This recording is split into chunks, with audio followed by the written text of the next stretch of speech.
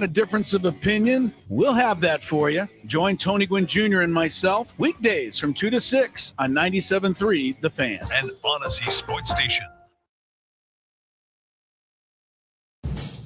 San Diego, it's time to fire it up. From the beaches to the ballparks, from the gas lamp to North County, no one knows America's finest city like he does. You can't just punt on a Manny Machado prime year. He's a fourth-generation San Diegan, born and raised in the heart of this community. Passionate, opinionated, and always bringing you the real talk on your teams, your city, and everything in between. Braden totally knows his stuff. He's ready for the next step. That guy is good. Live and local, it's the Braden Surprenant Show. But I think Braden's one of the up-and-coming young stars in the media game in San Diego. Now, here's your host, Braden Surprenant. What's up, San Diego? And a happy Thursday to everybody out there in America's finest city. He's Frank Marchese. I'm Braden Surprenant. This is the Braden Surprenant Show, live and local each and every day from 10 to 2 on San Diego's number one sports station, 97.3 The Fan. For those on YouTube, having some issues with StreamYard myself, so we'll see how that goes a little bit later. But big thanks to Mark Grant joining us today on the Padres Roundtable. That was a fun time. Great conversations to be had. And since the last time we talked, because we were off yesterday with the Padres game, there have now been 2 Padres games. So, what to talk about with this? And where the Padres are at? Well, Padres are 6-6 through 12 games. And I'm going to say this just kind of like the recap of the road trip and kind of the recap of the 6-6 start to the season. Here's what I'm going to say about the matter. The Padres, surprisingly at 6-6, are ahead of schedule, at least to my schedule that I had when I filled out my playoff predictor. I'm going to kind of keep that pace throughout the entire year. But as of right now, through the first 12 games, the Padres are a game better than I thought they were going to be. I thought they would be at this point 5-7. Not to say I thought they'd be worse than this team currently is playing. Not to think that I didn't think they were going to be good this year. Ended up having them win 91 games. Just for context, I thought it was going to be difficult for the Padres to make it through the first couple of series with the question marks with the starting pitching, with the way the schedule played out, having to take on Tarek Skubal and Framber Valdez at the beginning of the year, playing the Giants at home, having to go on the road and play in Boston when it's cold against a Boston Red Sox team that before the season started was expected to be one of the better teams in the American League. And then into a place like Pittsburgh where, aside from the last trip they had there, they have had not too much success. Oh, and by the way, they had to run into Paul Skeens. So with all of that being said, I thought the Padres would be 5-7. They're 6-6. So they're slightly ahead of schedule. What was the biggest takeaway from this road trip? I think the biggest takeaway from this road trip for the Padres is I think a lot of people could take a little bit of a sigh of relief on the starting pitching for a second. I don't think this is okay, cool, starting pitching's no longer a problem. I think this is more of a sense of, okay, the starting pitching seems to be a little bit better than what we thought going into the season.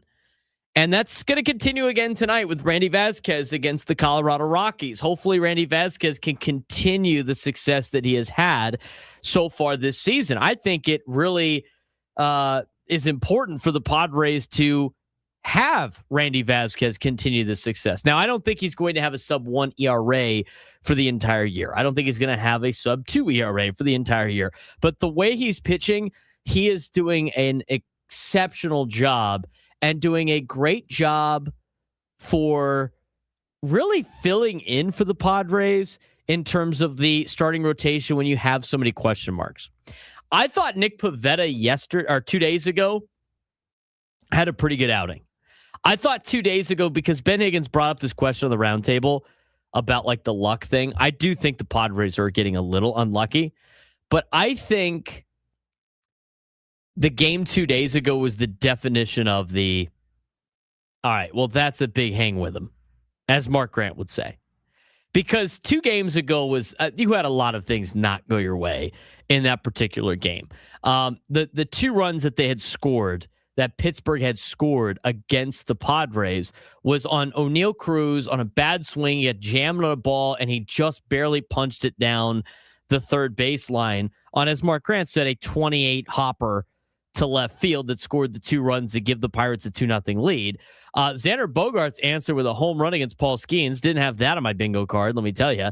Made it 2-1. And then you also had some bad, costly errors later in that game where things really spiraled out of control, where Gavin Sheets isn't going to get hit with a error, but that's a play that you should make at first base. Xander Bogaerts, mid-fielding, looked like he changed his idea or his decision-making on what he wanted to do with the ball. And so that spiraled into it, just a hell of an inning for the Padres defensively. Now, they were able to answer again and bounce back in the next day. But I thought that game was incredibly unlucky. And I thought Nick Pivetta pitched incredibly well in that game. I think he has had he's had a better start and 2 better starts since his first game against the Tigers. Michael King. I thought Michael King was gritty yesterday. I liked the way Michael King pitched yesterday. Sure, he had some base runners. He had some traffic. He gave up some hits, but he stranded runners. And aside from the 7th inning, where they let him go probably a little bit too far, I thought Michael King pitched great yesterday. I think Michael King is starting to settle back into what we have seen out of Michael King. So you got Randy Vasquez, you got Michael King. Nick Pivetta has looked really good in his last couple of starts as well. The rotation is starting to solidify a little bit, and enough to really calm down a little bit with the starting rotation. Now, I like Armand Marquez, again, part of this road trip, had a really bounce back outing. I think tomorrow, donning their brand new City Connects, I think tomorrow is a day that is very important for Walker Buehler, because I think he has the same level of pressure that Armand Marquez had on Monday. And that pressure is, you have another bad start. I don't know how much longer you're going to be on this team. I just, with everything going for the Padres, with them having to solidify the starting rotation, with them getting good performances out of Griffin Canning and of Matt Waldron in the minor leagues, with them expected to come back sooner rather than later, he doesn't have the luxury to have a clunker against the Rockies tomorrow night. And I would say really the same thing to Armand Marquez. They can't just have one really good start, be a one-off. They need to have multiple good starts in a row. I think you got to give them each 5, but Walker Buehler is going to be making his 3rd start of the season tomorrow, and that's going to be a very important start. I think that's the swing start of whether or not he's still on this team past April. But overall, at the road trip, you got to like the fact that they went 4-2 and balanced things out after going 2-4. I think the starting rotation, as I mentioned before, is the number 1 talking point of this particular road trip. Number 2, I like the way they played. I like how gritty they were. I thought in their opening series against the Tigers and their opening homestand against the Tigers and the Giants, I didn't see a lot of the gritty baseball that you saw in 2024, or some of the gritty baseball that you saw at a couple of points in 2025 that you've seen out of this team. They didn't look very good in those games, and it looked bad across the board. In this road trip, you saw some of the grit back. I love the way that they played in Boston. I think in Boston, this Padres team really started to show what they're able to do and the confidence. And I think Fernando hitting that double off the wall in the 9th inning gave this team a little bit more confidence. Now, did it give Fernando confidence? I don't know about that. We'll talk about Fernando's offense later on in the show, because I've seen those tweets pop up about what could be the underlying condition of Fernando Tatis Jr.'s swing. We're going to break that down later in the show. But I thought you saw a grittier performance out of the Padres this weekend. Or should I say, this road trip. I thought you saw it in Boston on Saturday with that Fernando hit, as I mentioned. I think you saw it again on Sunday with the way that they battled back and answered every single time. I think you saw it even on Tuesday when they lost. The fact that they didn't give up to that point. I mean, they had a rough time defensively in that game, and I think that game was just an unfortunate event that you're going to have. I thought that was the definition of that's baseball, the game on Tuesday. But you had Xander get the run that they need, got the home run to make it a 2-1 ball game late in the game, got the one run against Paul Skeens. And then yesterday, I thought yesterday's performance was good. They didn't panic against Mitch Keller. Mitch Keller's done a great job all season long. I think they did a good job of getting guys on base. And then they had a good couple of innings where they had multiple guys contributing. I think you got to see a little bit of what this team could potentially be for the Padres in 2026. So you're at 6-6 right now. I think it's a lot better than what people thought before they went on this road trip when they were 2-4. They evened it out, winning 4 out of 6. And now they have an opportunity to rack up some wins here against the Colorado Rockies. The Rockies are not very good, but the Rockies have been playing good baseball. They just swept the Houston Astros. They are also 6-6 on the year. They are also a team that has given the Padres a lot of problems throughout history, especially the last couple of years. This is where you make the playoffs in series against the Rockies because you have to rack up wins against Colorado. And it's not who you play, it's when you play them. And right now, you're getting a really, probably a lot better of a Colorado team than you'll see all year because they're playing really good baseball right now. So this is a very important couple of weeks here for the Padres. Every single series is important, but there's certain times of the year where you really have to take advantage of situations. You're going against the Rockies, and then you're going against a Mariners team that has had worse, and I mean worse, at-bats and worse offensive production than you've seen out of the Padres.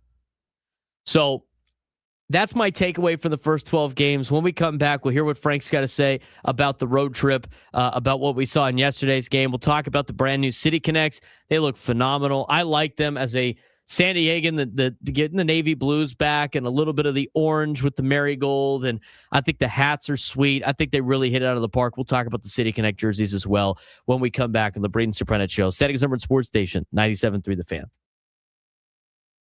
Padres conversations anywhere in San Diego. Check out 97.3 The Fan. One of the best stories in San Diego high school sports right now, Carlsbad softball. Last season, they went 8-15. This year, they're 11-0 and one of the top teams in the entire section. So what changed? It starts with the pitcher, and Sophia Tillis, who's 10-0 with a 0.54 ERA and nearly 100 strikeouts already. But here's the real difference. The players say it themselves. Last year, they didn't have chemistry. This year, they trust each other, and it shows. They're scoring over 8 runs per game, dominating opponents, and already beat defending champion Mater Dei Catholic. So here's the question. Was last year the failure, or was it the foundation for this breakout season for the Carlsbad Lancers? Because right now, Carlsbad looks like a championship team in high school softball in San Diego. This week in San Diego high school sports, it's all about turnarounds and top-tier dominance. In softball, Carlsbad High School has gone from 8-15 season last year to a perfect 11-0 start in 2026, emerging as one of the top teams in the section. In baseball, Frank, it's my Cathedral Catholic Dons that have continued to prove why they're number one. Yep, beating Rancho Bernardo High School in the Lions tournament for the Lions tournament title. And across the board, we're seeing elite individual performances from dominating pitching outings to record level track marks. It has been a heck of an open to the spring sports season for San Diego High School.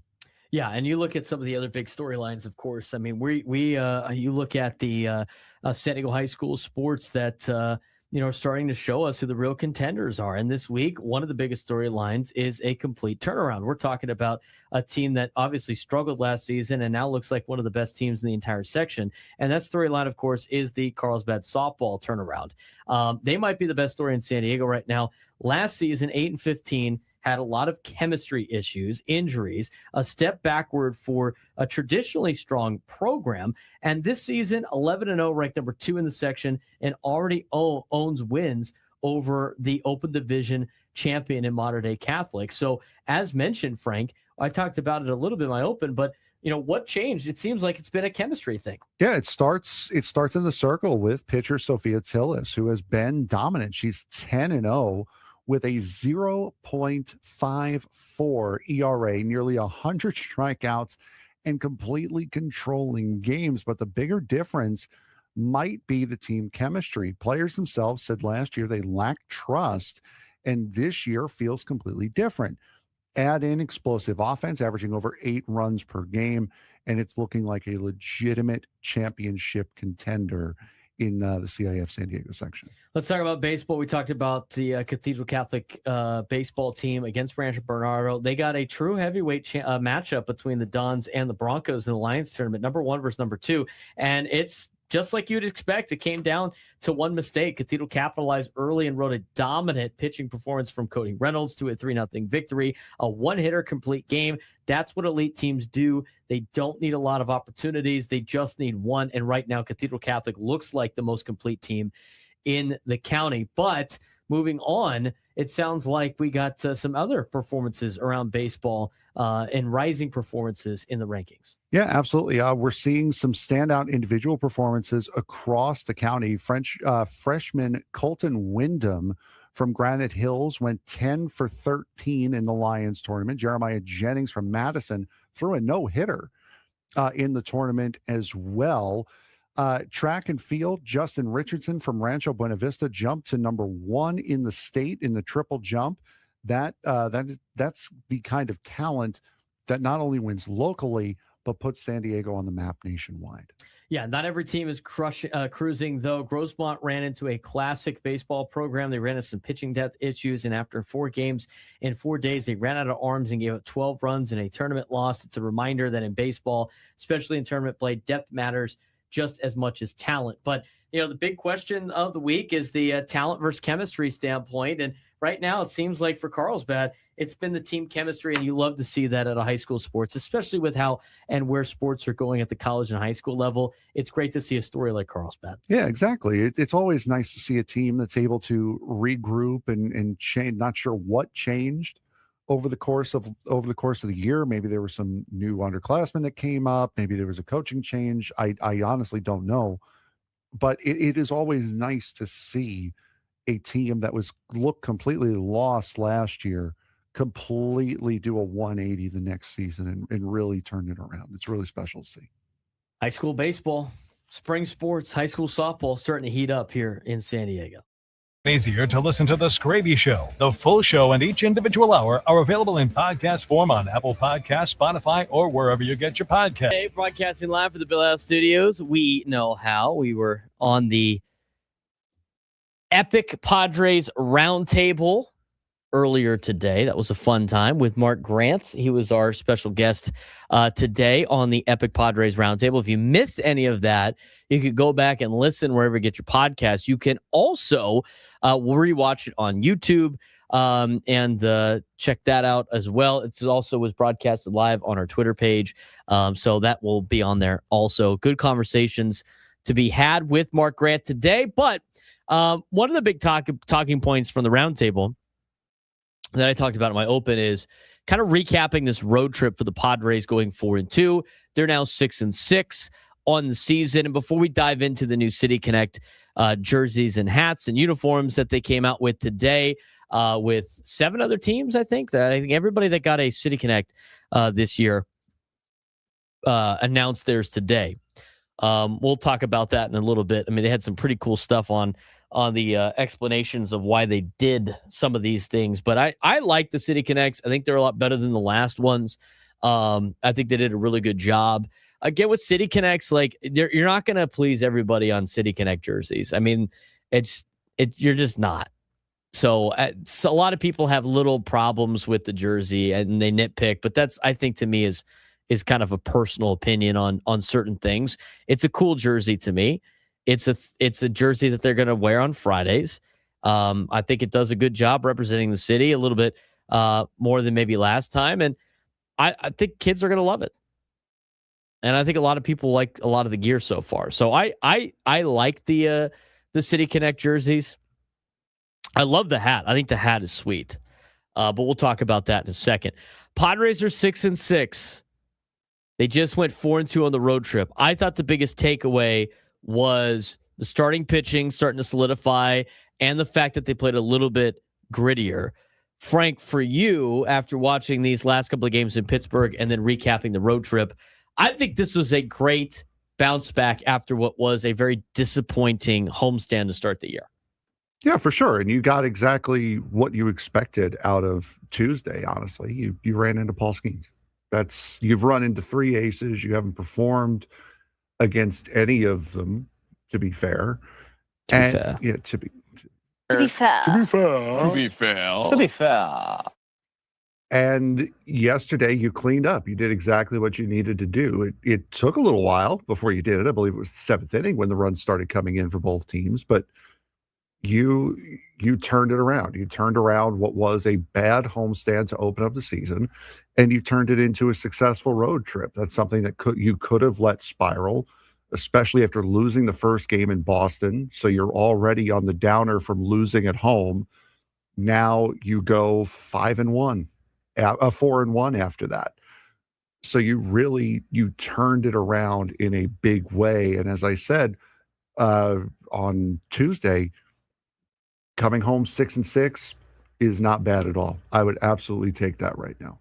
I would too, especially with the way the season started. There was a couple other stats that were mentioned on the roundtable that I thought were interesting that Elo talked about. I think the Padres have inherited 9 runners. And I think 8 of them have been allowed to score. I mean, those are numbers that you're not going to see out of your bullpen a lot throughout the year, especially the bullpen that the Padres have assembled. So that's one of the stats. I mean, offensively, they have been putrid with averages. I mean, the averages have been absolutely putrid for the San Diego Padres team. They need to get the offense going a little bit. But considering the fact that they have gotten a little bit of bad luck, not all of it, I mean, they've gotten some good luck too, but with a little bit of bad luck on the offensive side, plus not looking comfortable on the offensive side, bullpen really not playing up to the level you expect them to play at. And I don't think either of those two things are going to continue. Considering all of that, oh, and by the way, you have statistically faced the best pitching out of any team in Major League Baseball. You got to take 6-6 right now coming back to Petco Park. Yeah, 100%. And right now, you not only that, but you've upped your batting average, your team batting average. It was what, 190 something going on to this road trip? It's now 213. So you're up over 200. You're 5 points behind the Yankees, who currently have one of the best records in baseball, one of the only 8-win teams in the league. So a solid weekend, a solid road trip, a week performance that you would absolutely take. And again, didn't get off to the greatest of starts, losing game 1 in Boston, but you turned it right around after that. Yeah, I like the way that they have bounced back for sure. Let's talk about, we're gonna play some sound from Eric Grouper in the next segment about the City Connects, but let's just overall look at it. I like the connection that they have made. I like the Dia de los Muertos look for the San Diego Padres. I really like these uniforms more than the last time that we saw the City Connect. I think the white and the blue pop a little bit, or the bone color, as they say, really pop. I think it's a very clean look. With a lot of Nike jerseys right now, they're keeping it a little bit simpler than usually we'll see. But here's all the City Connects that were announced today, and I like the Padres one. I think it's clean. I think it's again, the City Connects are going to be a little different, and they're not going to be everybody's cup of tea, if you will. But in comparison to what the Padres City Connects were, I think this does a really good job of representing the multi-cultural city that we have in San Diego. I think it really signifies what the colors of San Diego are, especially with the blue. I love the blue. I think you get a little bit of the hint of the blue and the orange as well, like you got from the 90s. And when we talk about the descriptions of why they did everything, I think the Padres did a really good job with these uniforms. Some of them in the City Connects that got announced today are interesting, to say the least. Like, I get what Texas is doing, but like, they're very bland. They don't really do anything. I think the Royals one is clean. Baltimore's got a little bit too much going on with theirs, and we're showing them right now on the on the YouTube. I don't know what happened to Paul Skeen's legs on this picture. That's always interesting.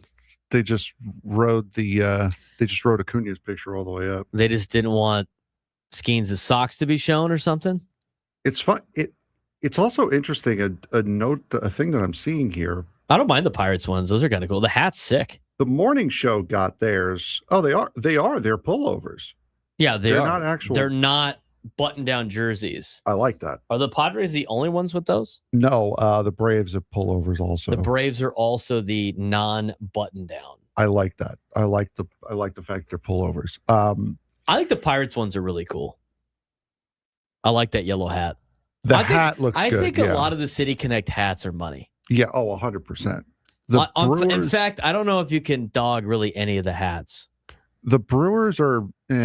The problem with the Brewers jerseys to me is I see that W and I think of the Nationals. Yeah, and also the fact the Nationals have an alternate that's the same color. Yeah, their City Connect kind of looks like that already. Yeah. Cincinnati's is relatively the same like they had last time. It's black. They have red now instead of black. Yeah, the C is white when it was red on the last one. The jersey is red now when it was black. Baltimore's I don't mind. Atlanta's just looks like another alternate that they've had. Atlanta looks like a throwback. It looks like a modernized version of a throwback jersey. I saw the Royals catching so much flack for that jersey. I like it. I don't mind it. I don't get the pink though. Is that a Kansas City thing? I do not know, but I don't mind that jersey at all. The Royals look good. I don't mind the Royals. I think the Pirates are pretty money. Those are some cool uniforms. I mean, I know some people have their comments about wearing black pants, but again, and red pants for these teams. But again, that just looks like an alternate that they've had. It looks like their black. It looks like their normal black jersey, just instead of Pittsburgh on it, it says Pirates. The hat looks amazing. Well, I don't understand why you're doing City Connects and you don't put your city name on the front. That's what I don't understand. Like Atlanta's got Atlanta, Texas has, Tejas, whatever, Wisconsin, San Diego, Baltimore, B more, Cincinnati's got the C, but like the Pirates and the Royals are going with their team name. I get that you usually wear your team name at home and you wear your city on the road, but if they're City Connects, I don't know why that's not like the standard of having the city name on the jersey. I don't know. And I mean, if you want to go with that, Wisconsin, I get it. But like Milwaukee, Brewers aren't following that either. Yeah, but at least it's their location. No, it's the state, yeah. I mean, they're trying to incorporate their entire state to be fans of the Brewers. I don't mind it. I love the Padres hat. I think the jersey's clean. The orange bands on the side with the marigold is cool. They're cool. I think they're super cool. I think they're gonna really look good on Friday, tomorrow when they play the Colorado Rockies for Game 2. Walker Buehler in a San Diego City Connect is going to be interesting to see, nonetheless. When we come back, we'll give you the descriptions of these jerseys. We'll have different pictures on there for you. We'll also hear from Eric Grupner, who was on with the morning show to talk about what went into these City Connect jerseys, and we'll talk about that when we return on the Braden Surprenant Show. San Diego Sports Station, 97 through the Fan. Ben and Woods on the Fan. I hate for weeks. The question around San Diego baseball has been simple: can they finish games this weekend? Well, they answered it. The Toreros just swept Santa Clara, and they didn't just win; they dominated 3 straight games of complete baseball, strong pitching, clutch hitting, and lockdown bullpen performances. After struggling all season to close games, USD finally flipped the script. They finished innings, they finished at bats, and they finished the weekend with a statement sweep over the Santa Clara Broncos. Andrew Ghana had a monster series. In fact, he wins the West Coast Conference Player of the Week. This week, the pitching staff was lights out, and for the first time all year, you saw consistency out of the Toreros. Now the big question: was this a turning point in the season or just a hot streak? Because if this team really figured it out, the rest of the West Coast Conference should be on notice. We've been asking the same question for weeks about San Diego baseball. Can they finish games? This weekend, they answered it. The Toreros didn't just win a series against the Santa Clara Broncos. They swept them, and more importantly, they did it with complete, consistent baseball from start to finish. Yeah, absolutely. Thursday set the tone. A 5-1 win. CJ Moran nearly hitting for the cycle. Pitching staff allowed just 3 hits while striking out 11. That's great. Friday, same story. 6-1 win. Diego Gutierrez dominating over 6 innings. Bullpen shut it down. And then Saturday, the exclamation point, a 13-6 win to complete the sweep, their first of this season. Andrew Gana had an incredible game, 3 for 4, 5 runs. 3 runs, 5 RBIs, and a home run. So USD hit 4 home runs, a season high. Fernando Palencia delivered a career best start in the bullpen, 3 games, 3 saves. Not just winning, that's responding to everything that has gone wrong earlier this season. And now USD moves to 12-17 overall, 5-4 in West Coast Conference play, and now they're right back in the mix. Yeah, 5-4, you're right back in the middle of things. They're going to need a couple of things to go their way. They're going to have to, get a couple more sweeps under their belt, especially after losing 2 out of 3 to Gonzaga and to Pepperdine to start West Coast Conference play. They're going to have to really much flip the script the rest of the way. Can't have any more miscues if they want to be able to do damage in the West Coast Conference tournament, which they have to clinch first anyway, because not everybody makes the WCC tournament. Now, the positive sign out of this, of course, is they have a West Coast Conference tournament, which you have to win to make the NCAA tournament anyway, and nobody in the WCC is making it as an at-large. That ship basically sailed, when they could not get enough wins under their belt with the schedule that they had. So it's make the tournament first, the West Coast Conference tournament, and then there's where you have to win. I mean, there's been a lot of times where they have won the conference outright, like last year, won the conference outright, didn't win the championship game in the tournament, didn't go to the NCAA tournament. So trying to be spoiler this year in that particular sense. But, what changed for this team? It's actually simple. And head coach Brock Ungrich said it the best. The F word. Wait, hold on. I can't dump. Hold on. What is it? The F word. It's finish. Oh, it's wrong. Finish. Wrong F word. My bad. For weeks, this team lost late leads. They went cold offensively. They couldn't string together complete games, but this weekend they finished innings, at-bats, and games, and you saw it everywhere. Clutch hitting with 2 outs, bullpen locking down late innings, offensive depth top to bottom. That's the difference between a struggling team and a dangerous one, quite frankly. Yeah, absolutely. And then moving over to softball, softball had a strong week as well. They took 2 out of 3 from LMU, Loyola Marymount. Thursday, a 6-3 win, a big swing from Taylor Johnson's 3-run homer.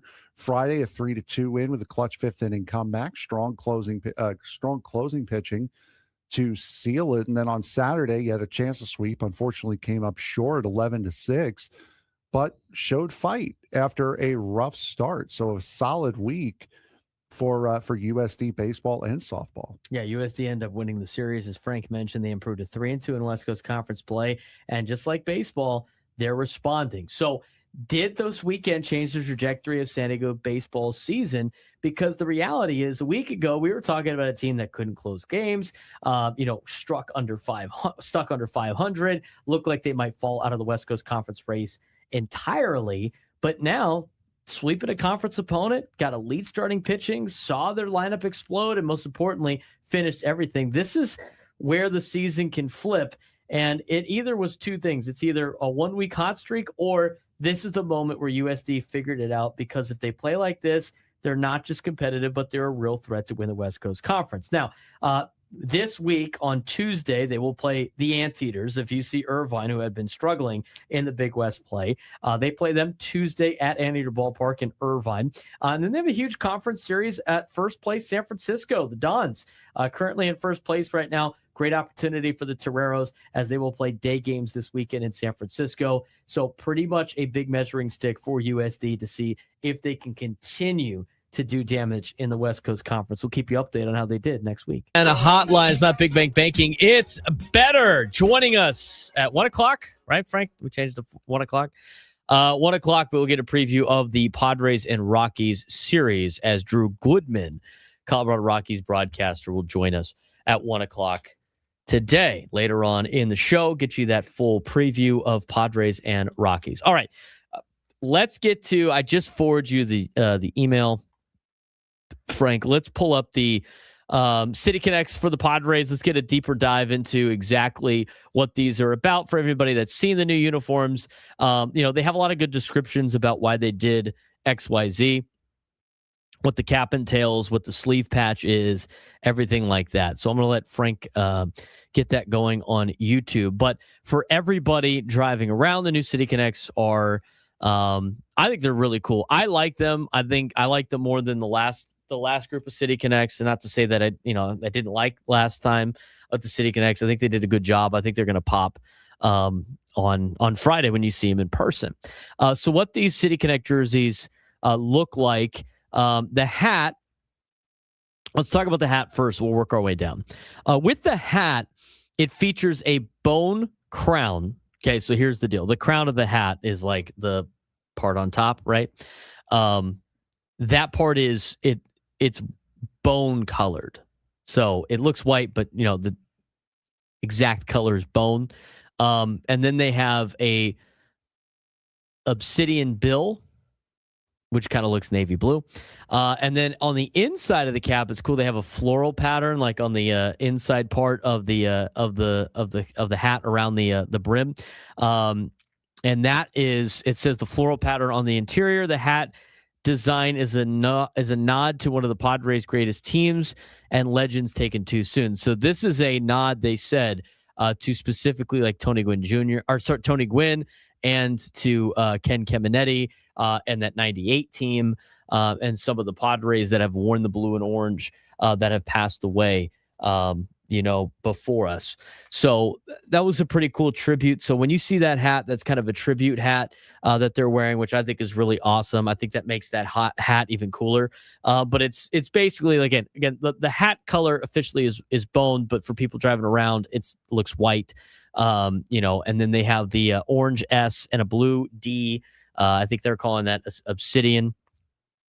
And then the cap bill is navy blue too. So it's a pretty nice looking hat. I really like the hat. Now, in terms of, they talk about the colors. They talk about like the colors that they use are part of the vibrant landscape of San Diego, rich culture, history, traditions.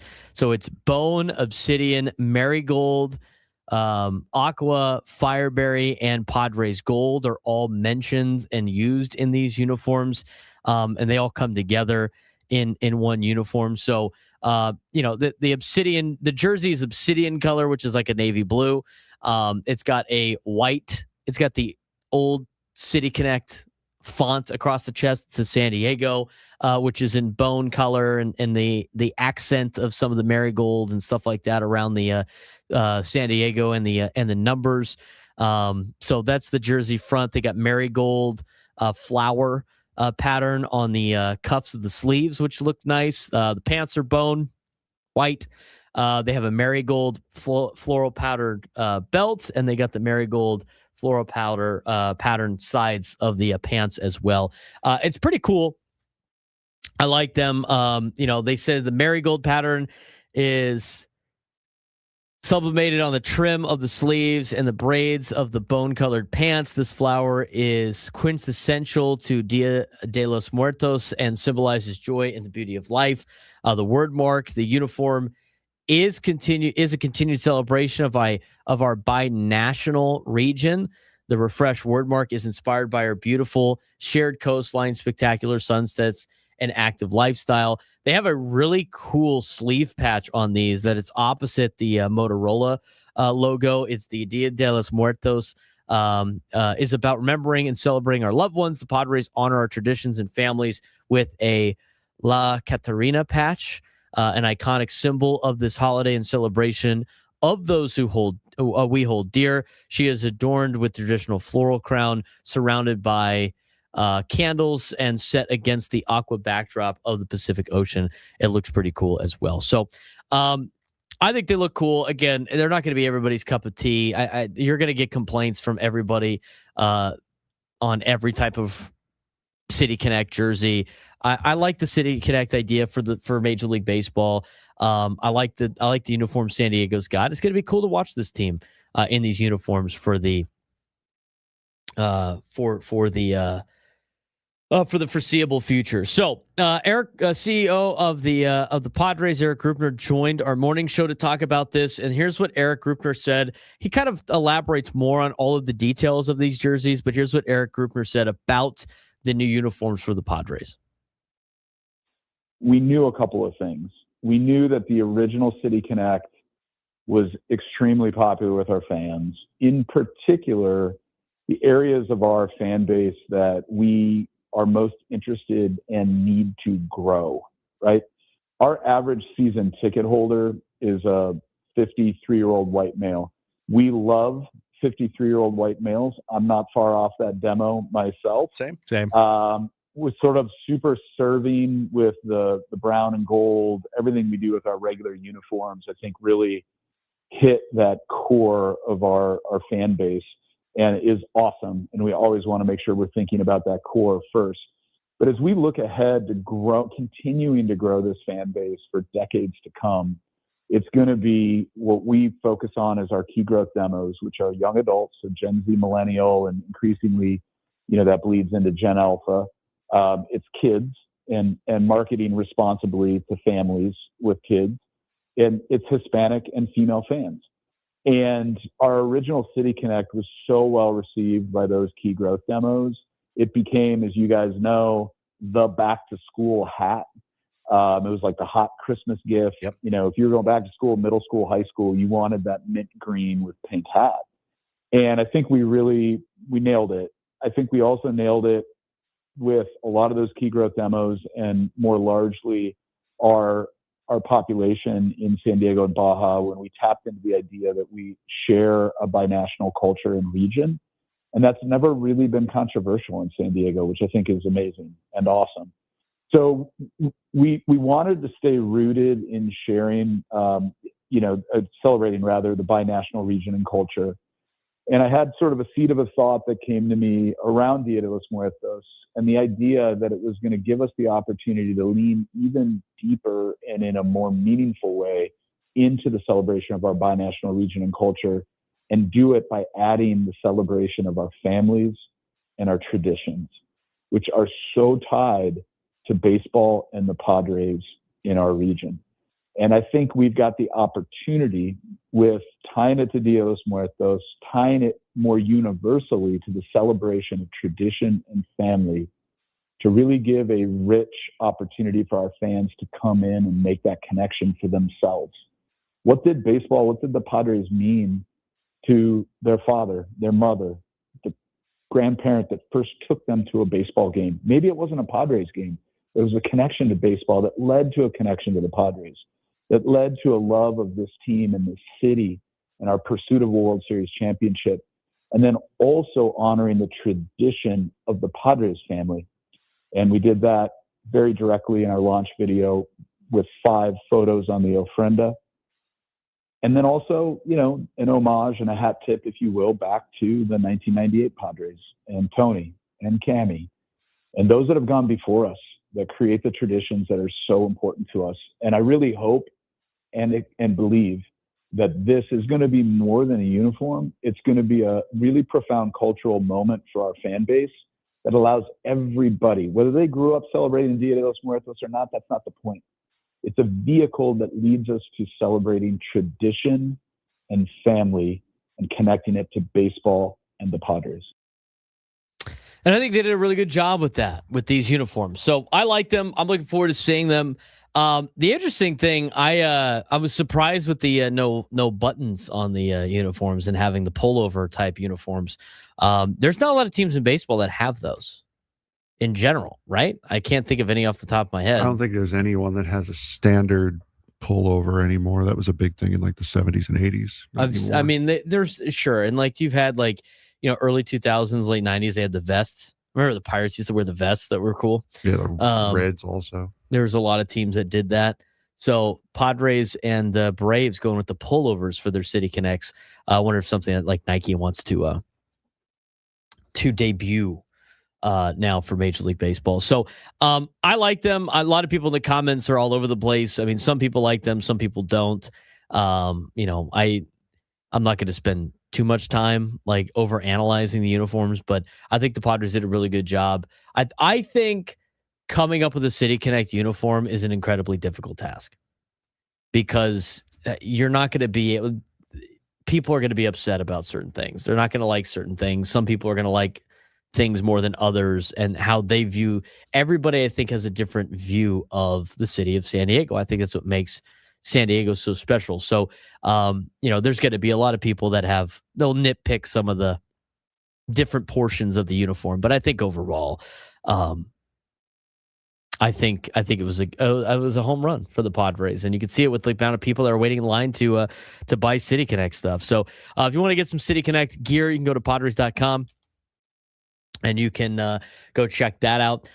There was another question asked of Eric Grupner when it came to the Padres by our morning show, and it has to do with ownership and what's going on with ownership and the sell and everything like that. So here's what Eric Grupner had to say about the 4 groups left in the bidding process for the Padres.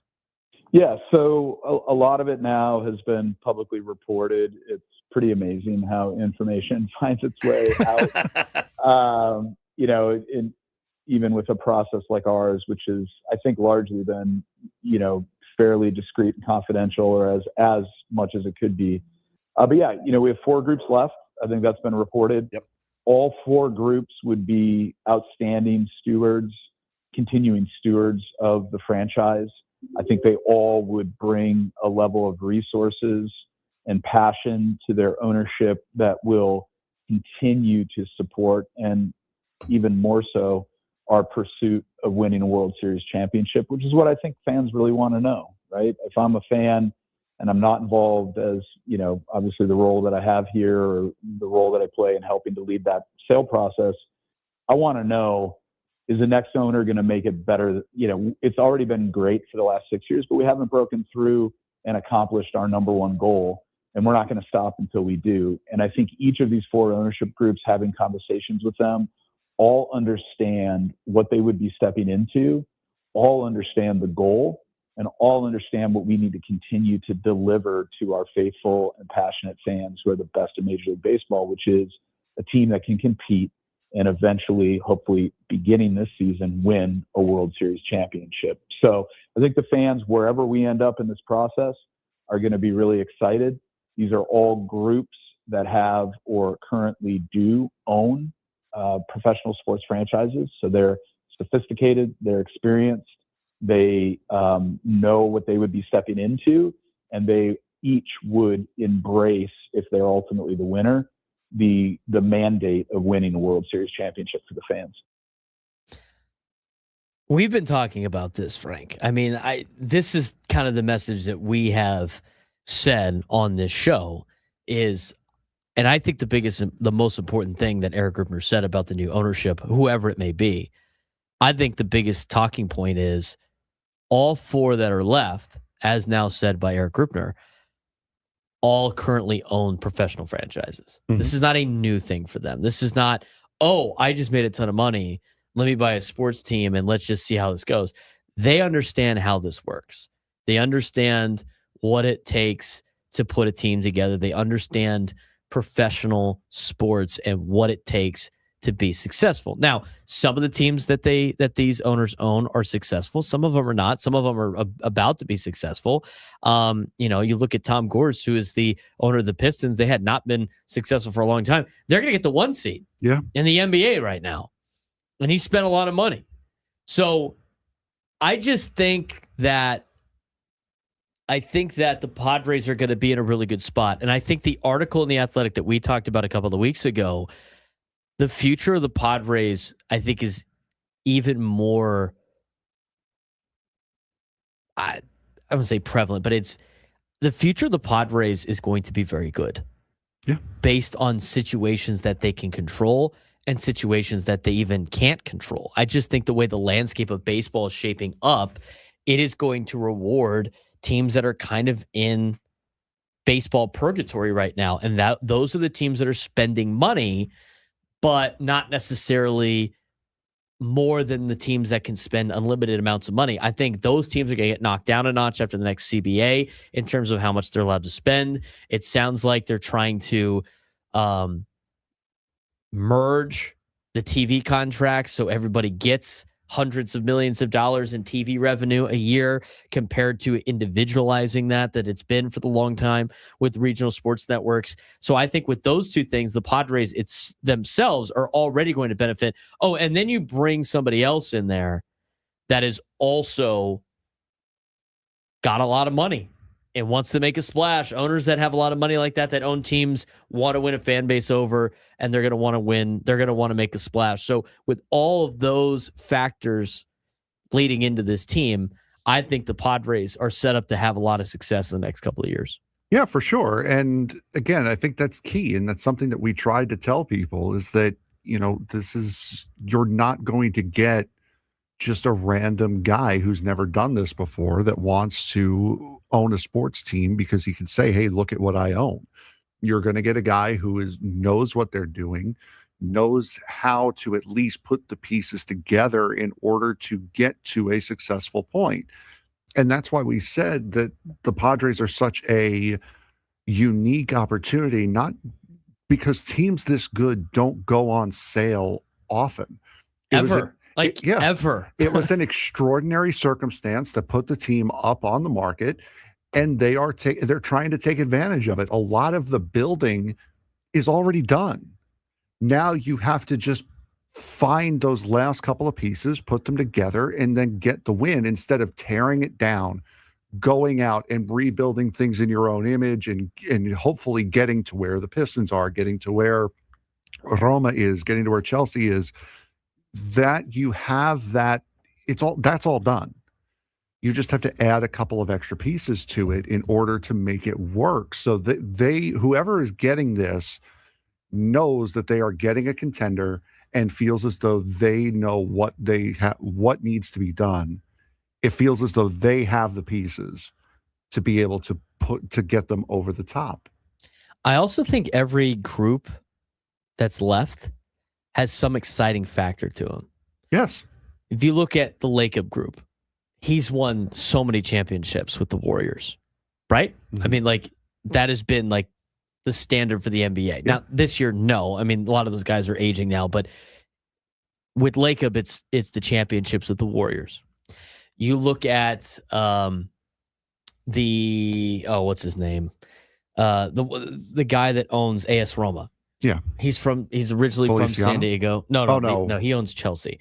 I want to call him Friedkin, but he's not Friedkin. But you know who I'm talking about. So he's got the San Diego connection, and he's worth. I think is worth the most in terms of his net worth. Oh, it is Friedkin. It is Friedkin. Okay, so it is Friedkin. Yeah, he's worth $10 billion or something crazy like that. He owns 2 teams. He lives in Houston. I mean, he's got tons of money. I think that's interesting. And he's a local guy, right? I think then you look at, so you get the appeal of the local guy buying the team. I think that's good. Lacob is the guy that has won multiple championships.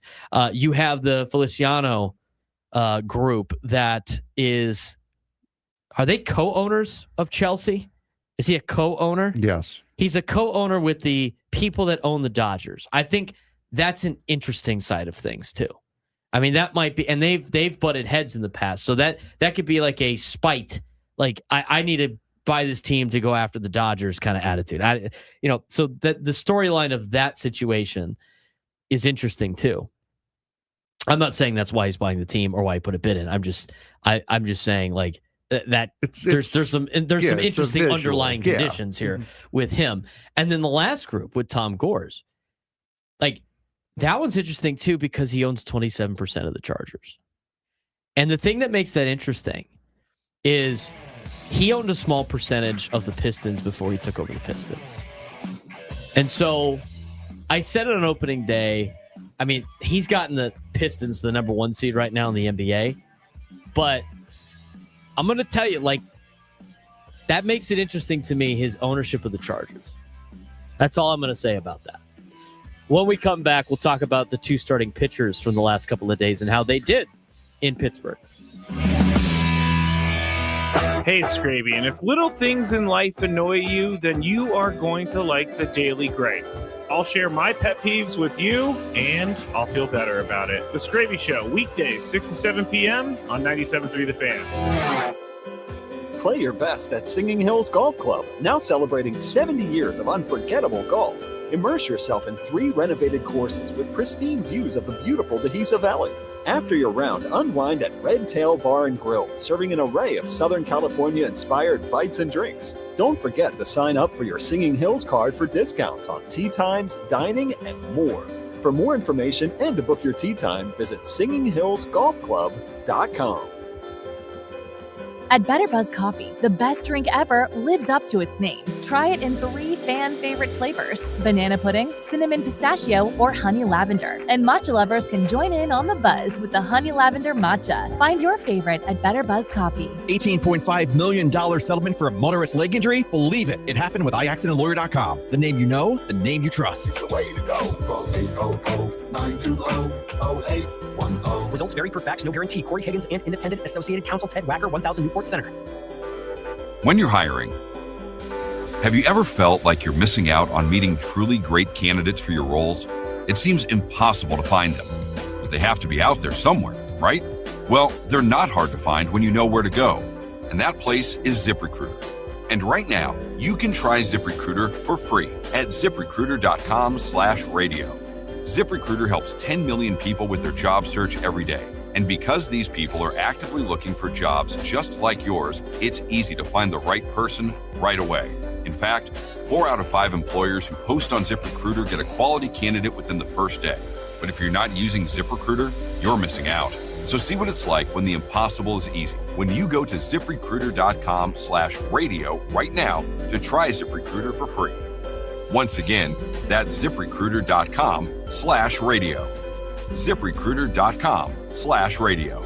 Never miss out on great candidates with ZipRecruiter. Running a business means wearing multiple hats. So if you're like me, you probably started out using your personal phone, taking client calls and texts nonstop. As my business grew, I needed something smarter. That's when I switched to Quo, the #1 business phone system. Quo works right on your phone or computer. No carrying 2 phones, no clunky landline, just one easy app you can try for free. Your team can share one number and handle calls and texts together like a shared inbox. Any teammate can jump into the conversation so customers get faster responses. And Quo's AI assistant summarizes your calls and responds to customers 24/7, so you never miss a lead or opportunity. All this starts at just $15 a month. That's basically 2 coffees. You can even keep your current business phone number. Find out why 90,000 businesses trust Quo. No missed calls, no missed customers. Try Quo for free at quo.com/sports. That's quo.com/sports to try Quo free. QUO.com/SPORTS. It's deck days at Lowe's, and the savings are stacked. Right now, pros get 15% off all in-stock composite decking from top brands like Trex, TimberTech, and Decorators. Plus, get a free DeWalt 20-volt max 5 amp-hour battery when you buy a select DeWalt tool. The deck's stacked in your favor with brands pros trust. Our best lineup is here at Lowe's. Valid through 4/22. All supplies last. Selection varies by location.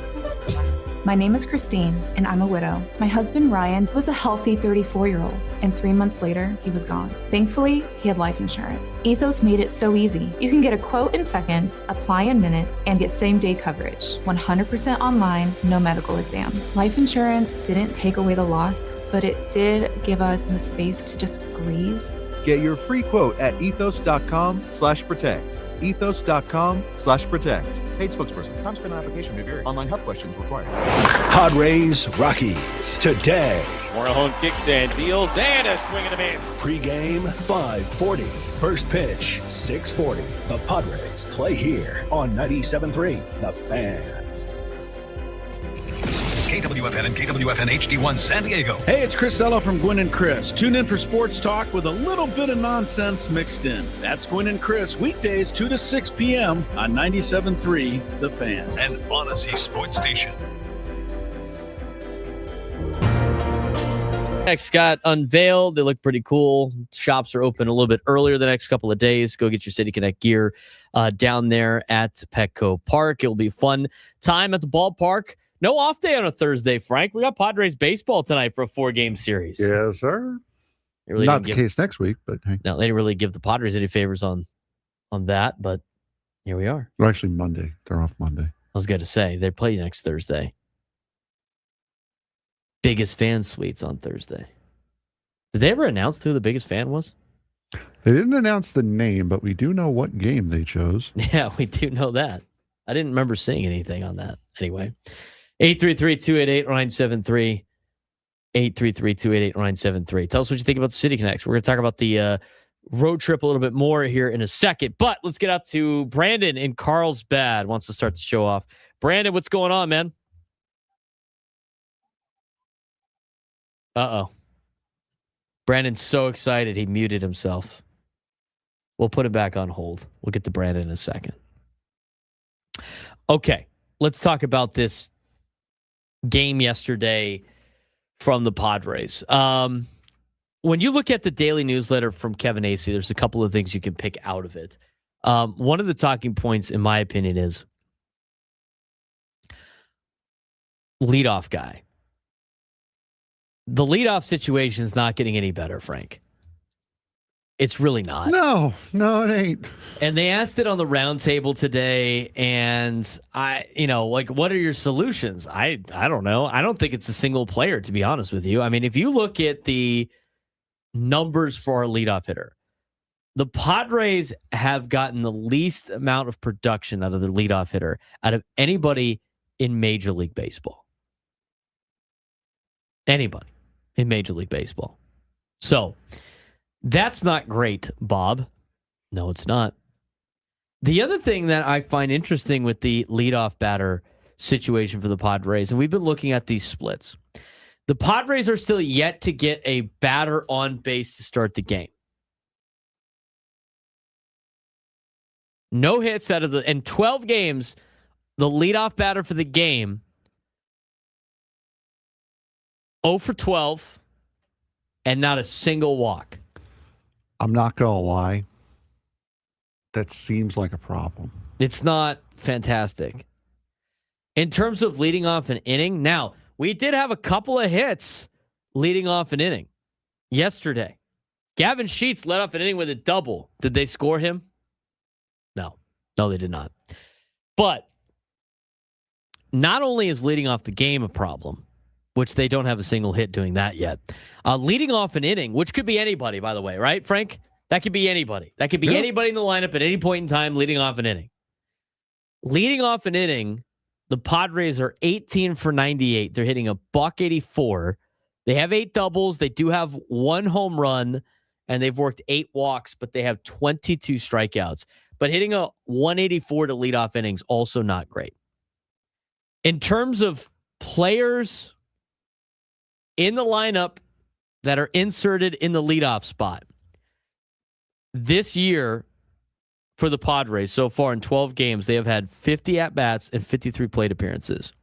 Your leadoff hitter this season is 7 for 50, with 7 runs scored, 2 doubles, 2 RBIs, 2 stolen bases. They've worked 3 walks, and they've struck out 12 times. That gives you a 140 batting average, a 180 slug, and a 369 OPS. That is the lowest OPS out of any mark across the board on the lineup. That is the lowest batting average across the board in the lineup. And it also is the lowest on-base percentage for any spot in the lineup. Your leadoff hitter is basically your 9-hitter right now. Seriously. That's how bad it is. And that's with 3 different guys hitting in the leadoff spot. That is Ramon Laureano. That is Fernando Tatis Jr. That is Jake Cronenworth. Now, Ramon has had 4 starts in the leadoff spot. Fernando's had 5, and Jake's had 3. And right now, the highest batting average is Ramon. He's hitting 158 in the 4 games he's hit leadoff, which is drastically different than where he has hit everywhere else. I mean, honestly, at this point, you might as well put your worst hitter first to just get him over with, the way the leadoff position is.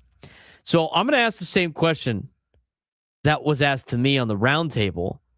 for just discussion purposes, what can the Padres do in order to change this? Is it another person? Is it a philosophy change? Like, what could it be? I said on the roundtable, and I'm going to reiterate it right now. I honestly think you got to let Ramon Laureano get a couple of more at-bats there and see how it goes. Because I don't think 4 starts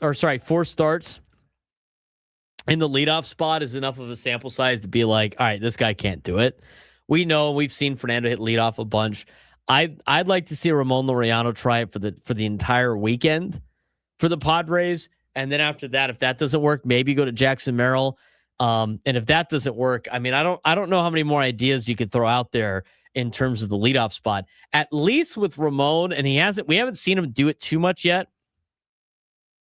But at least with Laureano, the guy's going to see a lot of pitches. He's going to work counts. He's going to be a professional at bat. We talked about that with Mark Grant on the roundtable about what he is in the box and what he instills for pitchers.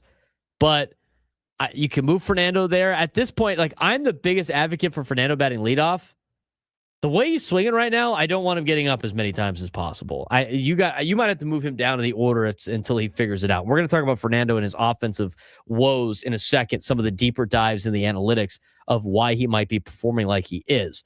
But overall, I think you got to continue to run with Ramon Laureano for a couple of games to try to get more of a sample size, because you're not getting a lot out of your leadoff spot. And as an offense that is hitting as a team 140, you need to have better leadoff at bats, and not only to start the game, Frank, but also throughout the contest.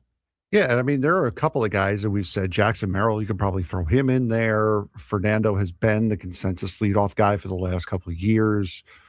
So there are a couple of guys that you could throw in that spot, but until that leadoff spot starts to produce, I think Ramon did he get 2 hits yesterday? I think he went 2 for 5 yesterday. I don't remember off the top of my head. I'll check that while you're talking. But I mean, he's been solid all season long with the bat so far. So if on the Padres, yeah, you're really at a point where sticking with Ramon Laureano might not be the ideal situation, because there are other guys that could probably perform a little bit better out of that leadoff spot.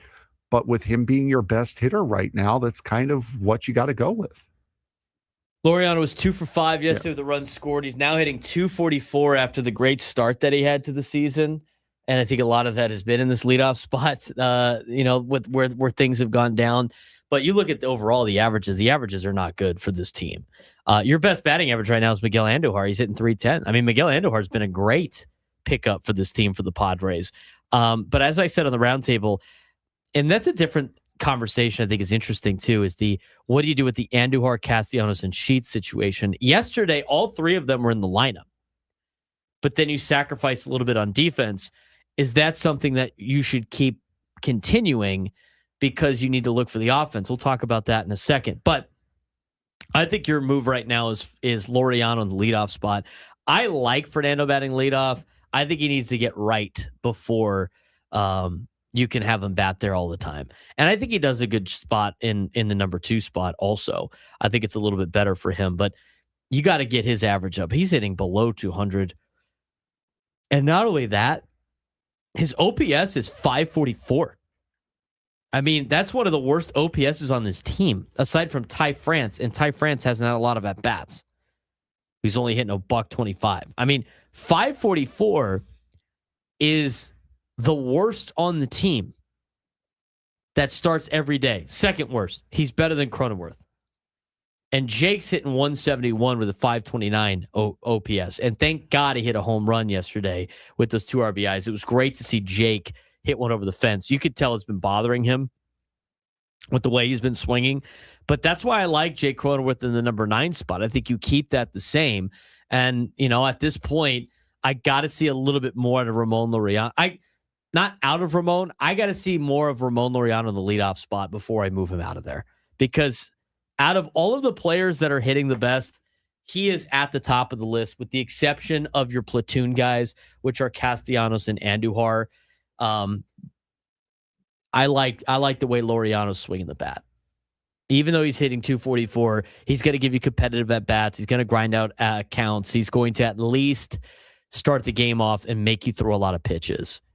And I think you continue to roll with Laureano in the leadoff spot. Maybe you got to move Tatis down to a little bit lower in the order. Maybe that's something you have to do. We're going to talk about Fernando in just a little bit. But I look at the situation with the leadoff spot, and I find it to be, I don't necessarily know there's too many solutions. I think it's kind of a wait-and-see process right now, Frank. Yeah, and it's right now the whole of the offense isn't hitting. You're in the bottom 5 teams in offense right now in Major League Baseball. So it's not just a leadoff problem. It is a whole offense problem. And you've had now 12 different lineups, 12 different days. One was more or less the same, just with one player swapped out, but hitting in the same spot. You can't really make too big of a judgment off of that. You have to go out there. You have to try to figure out what is going to work with this team in order to get the offense going. And I don't want to hear anything about a World Baseball Classic hangover. I've seen the numbers. I know that a lot of the guys that were in the World Baseball Classic are not hitting well. I understand it. I don't want to hear that as an excuse because those were playoff style games. Now you're at the very beginning of the season. These games matter. You should be on. You shouldn't be ramping back up to get into regular season game mode. Manny was hitting well. Fernando was hitting well. The energy was there for both of those guys. There's something with this lineup that has not worked itself through yet. And it's gotten off to a really, really rough start and has made a couple of games that they could have won based off of the pitching that they got, put them in the L column. The thing is, you've seen spurts, though. Like yesterday, I thought you saw what this team was capable of. For sure. You know, yesterday was the game, and I think the last series was the series of really the road trip was the validation point for the Padres' belief system. I mean, Jake Cronenworth emphasized the offense has been hitting the ball hard consistently. Now results are finally catching up to the process.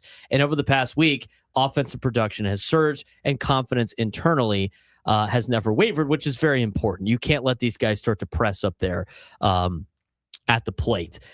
This is a team that has trusted their process before the results have showed up, and now it feels a little justified. And, you know, I guess you could go through the game logs to see what the Padres have been doing more recently than anything else. But if you look at their 6-2 stretch that they have had, or 5-2 stretch that they have had, you know, the offense has been a lot better than what it was at the beginning part of the season. It's not anything to write home about. I mean, as a team, they've hit 233 since the win against the Giants with a 687 OPS, but that's a lot better than what they have done, you know, before that. If you just look at the road trip, they hit 228, which isn't very good.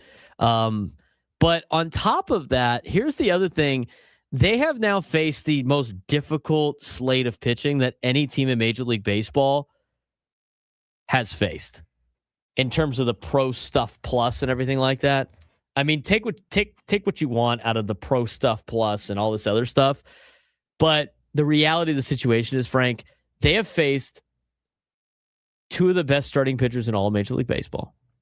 They faced Paul Skeens. Mm-hmm. They faced Tarek Skubal. They faced Framber Valdez. They faced Logan Webb. I mean, these are some of the best pitchers in Major League Baseball.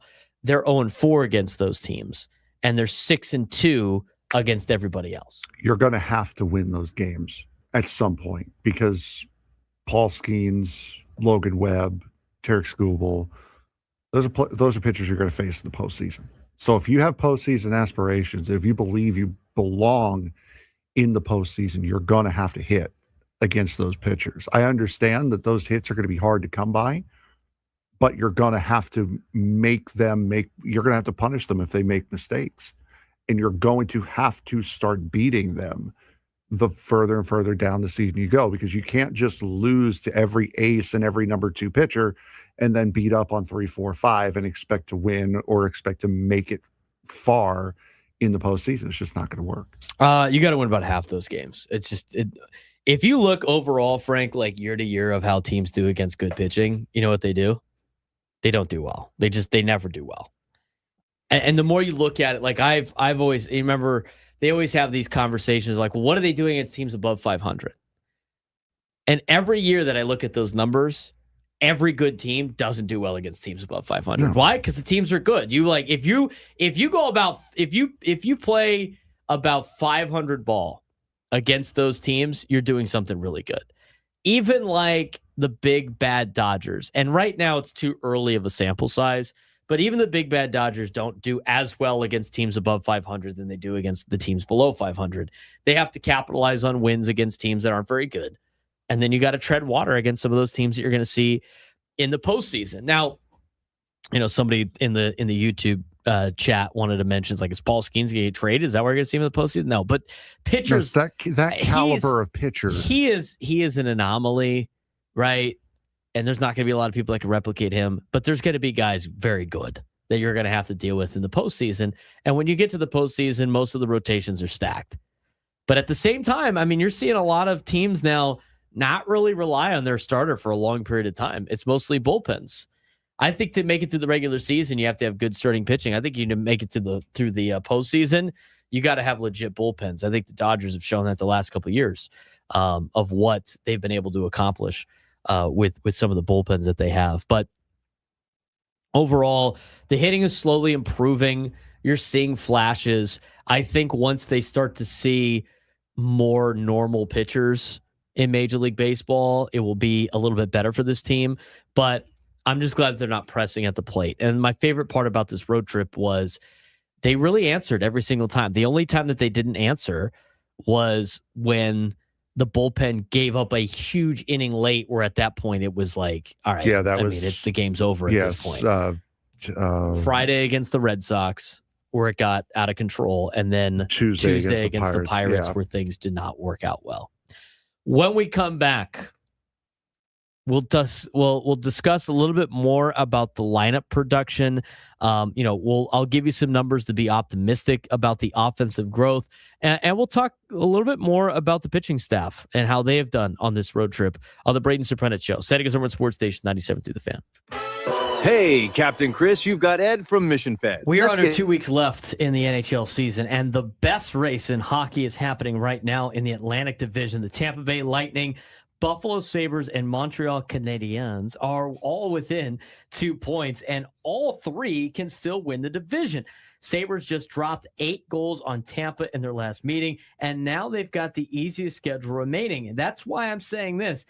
Buffalo is no longer a feel-good story. They are a legit threat in the East. Meanwhile, Tampa still has the experience, and Montreal is sitting right there waiting to shake everything up. This isn't just about making the playoffs anymore. It's about who gets the path. And right now, the Sabres might be holding all of the cards as we get ready for the final couple of weeks of the NHL season. All right, we're inside 2 weeks left of the NHL regular season, and things are getting real. Playoff spots are being clinched, divisions are tightening up, and we've got one of the best races in hockey happening right now in the Atlantic Division, Frank. Yeah, absolutely. Playoff clinchers, as it sits right now, the Tampa Bay Lightning and Buffalo Sabres are officially in the playoffs. Buffalo breaking what was the longest active playoff drought in professional sports in the United States. To get that, the Minnesota Wild win pushes the Montreal Canadiens into the postseason. Now, we know a big chunk of the playoff field, we're just fighting for seeding, and this is where things get wild. Meanwhile, Carolina controls the Metropolitan Division. Colorado controls the Central. The real drama, though, as you mentioned, is in the Atlantic Division. Yeah, it is the best race in hockey right now. Lightning, 102 points. Sabres, 100 points. And the Canadiens have 100 points themselves. And here's the kicker. All three still have a path to win the division. Massive game coming up. Lightning and Sabres, final regular season meeting between the two. Last time, 8-7 winner for the Sabres. A game with 100-plus penalty minutes. I mean, This is playoff hockey before the playoffs. And if you look at the schedule breakdown for the final 3 teams in the Atlantic Division, Sabres have the easiest path. Canadiens are middle of the road. And the Lightning, who do have a lot of the experience, they have the toughest schedule remaining. And the big takeaway is Buffalo might have the cleanest runway to steal the division. And because of all this fighting between the Lightning, Sabres, and Canadiens, we've missed on one big team out of this division. The 2-time reigning defending Stanley Cup champion Florida Panthers are out of the playoffs. After winning back-to-back Stanley Cups, the Florida Panthers are now not going to be defending their crown this year, going for that three-peat because of this insanity. We've been talking about this the last couple of weeks, and the Sabres have played their way out of a feel-good story. They're now a massive problem to deal with in the Eastern Conference. They had already proven that they can outgun Tampa. They've got momentum, and the path is there. Meanwhile, Tampa has the experience. Montreal is the wild card in this situation, but if Buffalo wins the division, that changes the entire Eastern Conference bracket. Key matchups with playoff implications coming up this week and into the weekend. Possible first round, Lightning and Bruins, Sabres and Canadiens. Out west, the Avalanche still are the team to beat, and the Wild versus the Stars feels almost inevitable in the playoffs. And the bubble chaos, Detroit Red Wings are fading, Ottawa Senators are still alive, and the Columbus Blue Jackets are fighting. Every game right now is a playoff game. Yeah, absolutely. And that the Metropolitan Division and the Eastern Conference wild card looking a lot sharper now, as we mentioned on the show today, Monday, as we record this. The Islanders fired their head coach, Patrick Waugh. So that they're trying to shake themselves into a playoff position. So, I mean, as we look at this now, the Avalanche are elite. Hurricanes are consistent. The Sabres are a problem. The Lightning are still just as dangerous as they have been. And this bracket is going to come down to matchups, not just talent alone. You have to find the right teams at the right time if you want to make it through what is the craziest playoff of all 4 professional sports. And here's also a big storyline that we haven't even talked about: the Pacific Division. I mean, the Pacific Division is crazy right now, and the Anaheim Ducks, who are running away with the division lead, have now squandered it with 3 losses in a row, and now they're tied with Edmonton at 87 points. Vegas is right there at third at 86 points, and the 2 wild card teams right now are the Utah Mammoth at 86 points and the Nashville Predators at 81. Kings are 1 spot out of a wild card spot out west as well, and they're tied with the Predators at 81 points. San Jose is 2 points off of Nashville in the Western Conference for the wild card. So there's a lot to play for. And you look at even like a team like the St. Louis Blues, they've won 2 in a row. They're 3 points behind the Nashville Predators for the final wild card spot. So still a lot to happen. And by the way, is it surprising to anybody the only teams out west in the Western Conference that have clinched a playoff spot are coming from the Central Division? No. Avalanche, Stars, and Wild have all clinched playoff spots, 110 points, 102 points, and 100 points. And then you look at the Pacific Division, 87, 87, 86. It's been a bloodbath all year. Busting in from out of state. Broadcasting live from the Millhouse Studios, we know how. All of our guests join us on the SDCCU fan hotline. It's not Big Bang Banking, it's Better. He's Frank Marchese. I'm Braden Surprenant. This is the Braden Surprenant Show, live and local each every day from 10 to 2 on San Diego's number sports station 97.3 The Fan. We got the Masters on today. God, it looks beautiful at Augusta today. Does that not look amazing? What did you got on the quad box? ESPN quad box? Is that what that is? Yep. Wow. It's 4-5-6 Amen corner.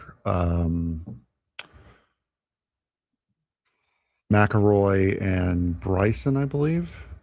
Oh, that's the group. Yeah, and then whatever that other one is. Probably like 16, 17, 18, I guess. As of right now, Sam Burns leading the field. He's 5 under through 17. Kurt Kitayama's 3 under. He's already finished the first round. Jason Day tied for second with Rory, Patrick Reed, Tommy Fleetwood, and Shane Lowry. They're all 3 under. Rory's 3 under through 13 on his opening round. Xander Schauffele tied for 9th. He's 2 under through 14. San Diego State Aztec and Scripps Ranch Falcon, Xander Schauffele. Scotty Scheffler's also tied for 9th at 2 under through 7. He has just gotten underway not too long ago. Jordan Spieth is 1 under through 15. Brooks Koepka is 1 under through 15. Justin Thomas 1 under through 12.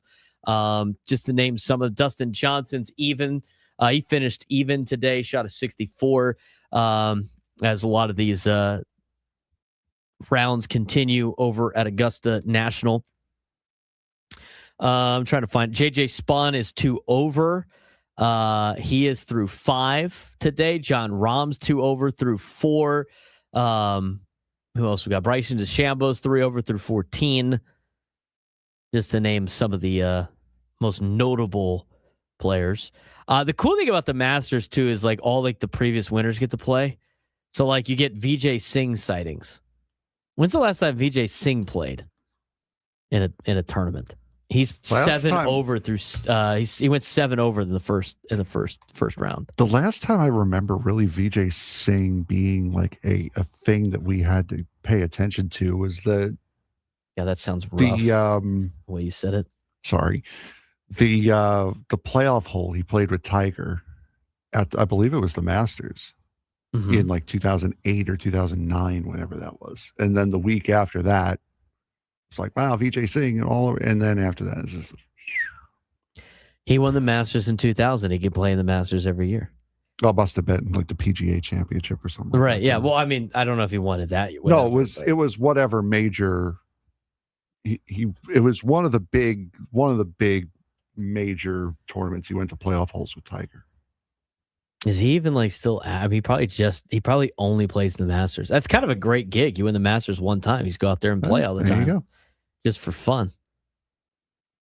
He hasn't won a championship, it seems like, since 2008.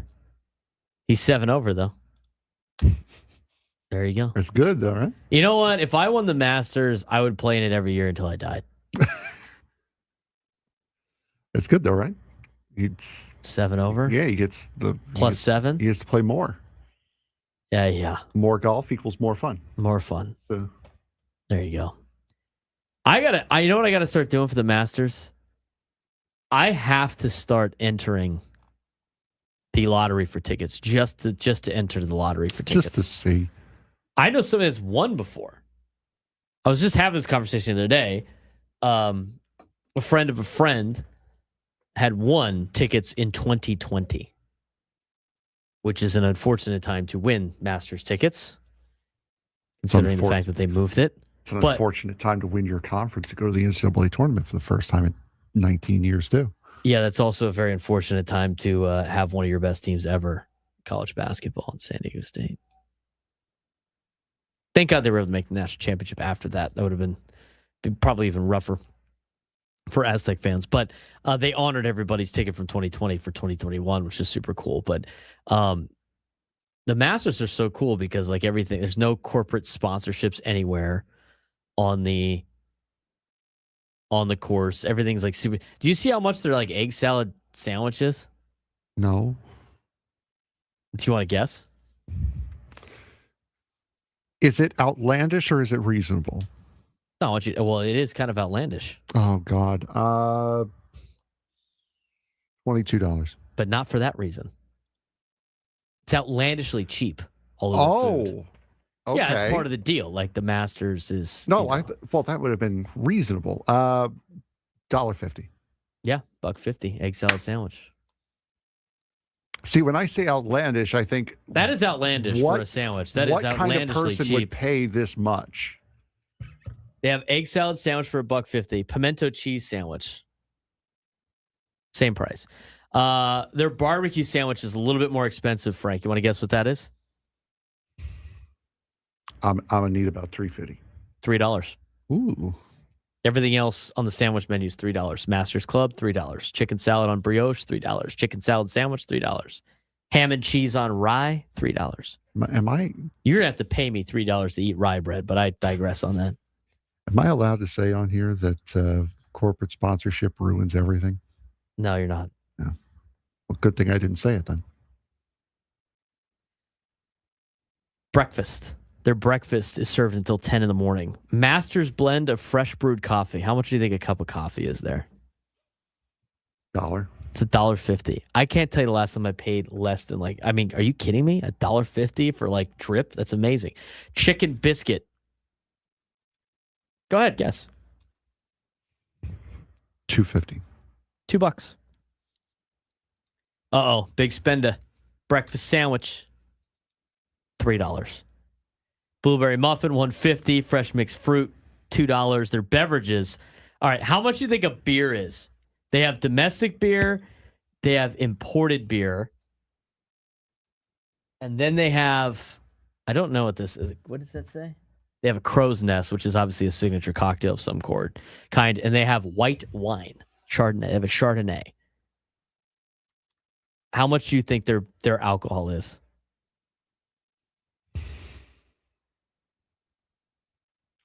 $5.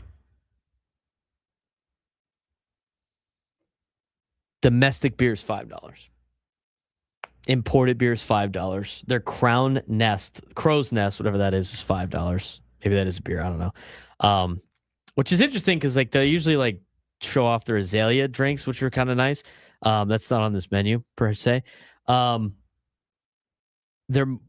is their white wine? I would have to assume the wine's a little bit more expensive. I'd go $6. Then. Yeah, $6. White wine is $6. Your most expensive your most expensive tab you could have is if you got a white wine with a ham and cheese on rye. You'd be looking at $9. The only thing you could get on there that would exceed $10 if you got two of them would just be $2 beers. Two of the beers. That's insane. Now, is that different from the one? Maybe this is the new one. Maybe they have a newer one. I'm pulling up on Instagram. No, it's all the same. They've added some new things. They got a pork barbecue. They've added some extra beverages. They have now made the beer. Oh, the beer prices have raised. They're now $6. How dare they? How dare they? I love the Masters. I'll keep you updated on the Masters in just a little bit. When we come back, we're going to dive back into the Padres a little bit when it comes to their offensive growth, some of the process that they have put together, some of the stats that are improving for them, as well as some of the lineup configurations for the Padres. And we'll talk more about Nick Pivetta and Michael King as we continue on the Braden Surprenant Show, San Diego Sports Station 97 through the Fan. Quinn and Chris on the Fan. Coming up Thursday, Padres Rockies preview a 4-game series. Playoff collapse wasn't just a single play. It was a symptom of deeper issues. Jalen Hurts' preferences from shotgun over under center to changing plays at the line of scrimmage clashed with a passing game that struggled to stay dynamic. New offensive coordinator Sean Mannion brings motion, play action, and creativity, forcing Hurts to adapt like never before. The question is, though, can Philly's superstar quarterback evolve without losing his edge? With Brown's future uncertain and Smith ready to step up, 2026 could be a make-or-break year for the Philadelphia Eagles offense. The NFL never stops testing its stars, and Hurts is absolutely no exception. This week on our NFL weekly update, if you will, the NFL offseason, of course, is in full swing, and the Eagles' recent playoff collapse has everyone talking. The scene was dramatic. 43 seconds left in the wild card matchup against the Niners, and the Eagles were faced with a game-deciding fourth down. Offensive coordinator Kevin Patullo suggested a play. Quarterback Jalen Hurts had input, and the result was 4 verts, a play they just had run.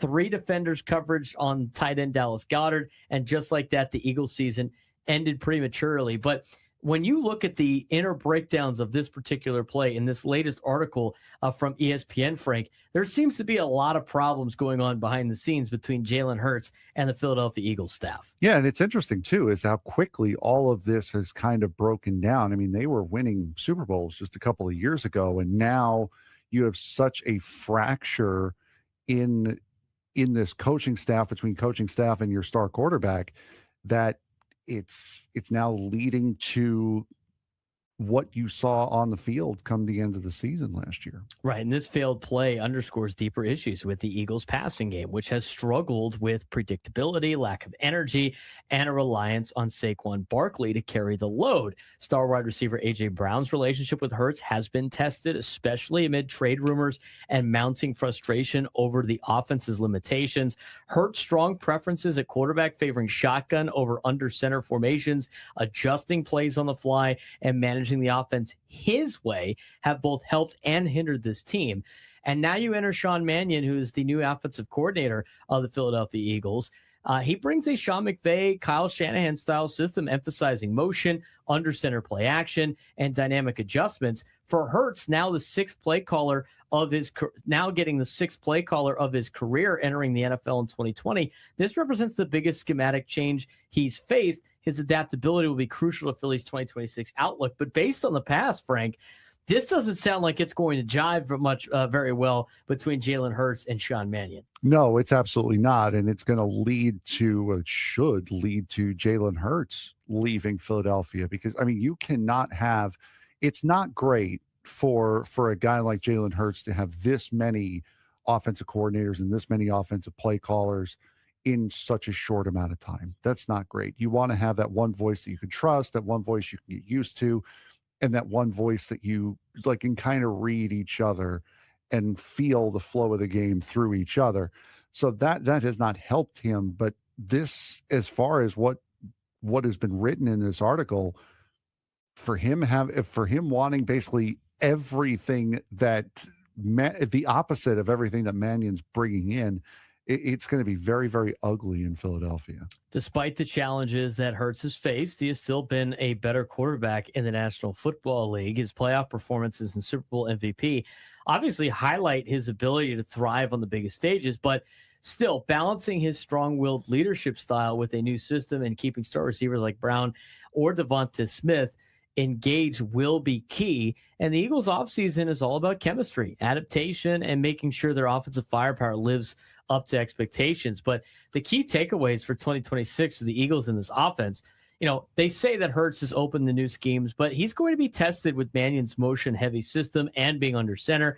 Brown may not be in Philly. Smith could take on a larger role in Philadelphia. Eagles must find balance between star power, coaching vision, and in-game adaptability. And the NFL continues to show that even championship rosters aren't immune to internal friction and the evolving demands of elite quarterbacks. Now, the question I ask you, and the question I'll answer myself, is this enough for Jalen Hurts to buy in?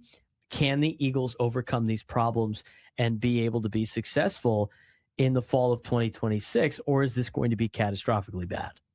I don't think this is going to work out. I really don't. I think this is going to be one of those catastrophically bad scenarios, and one that leads to a possible blow up in Philadelphia. We saw at the end of last year when Hurts took a bigger role in doing what he wanted to do.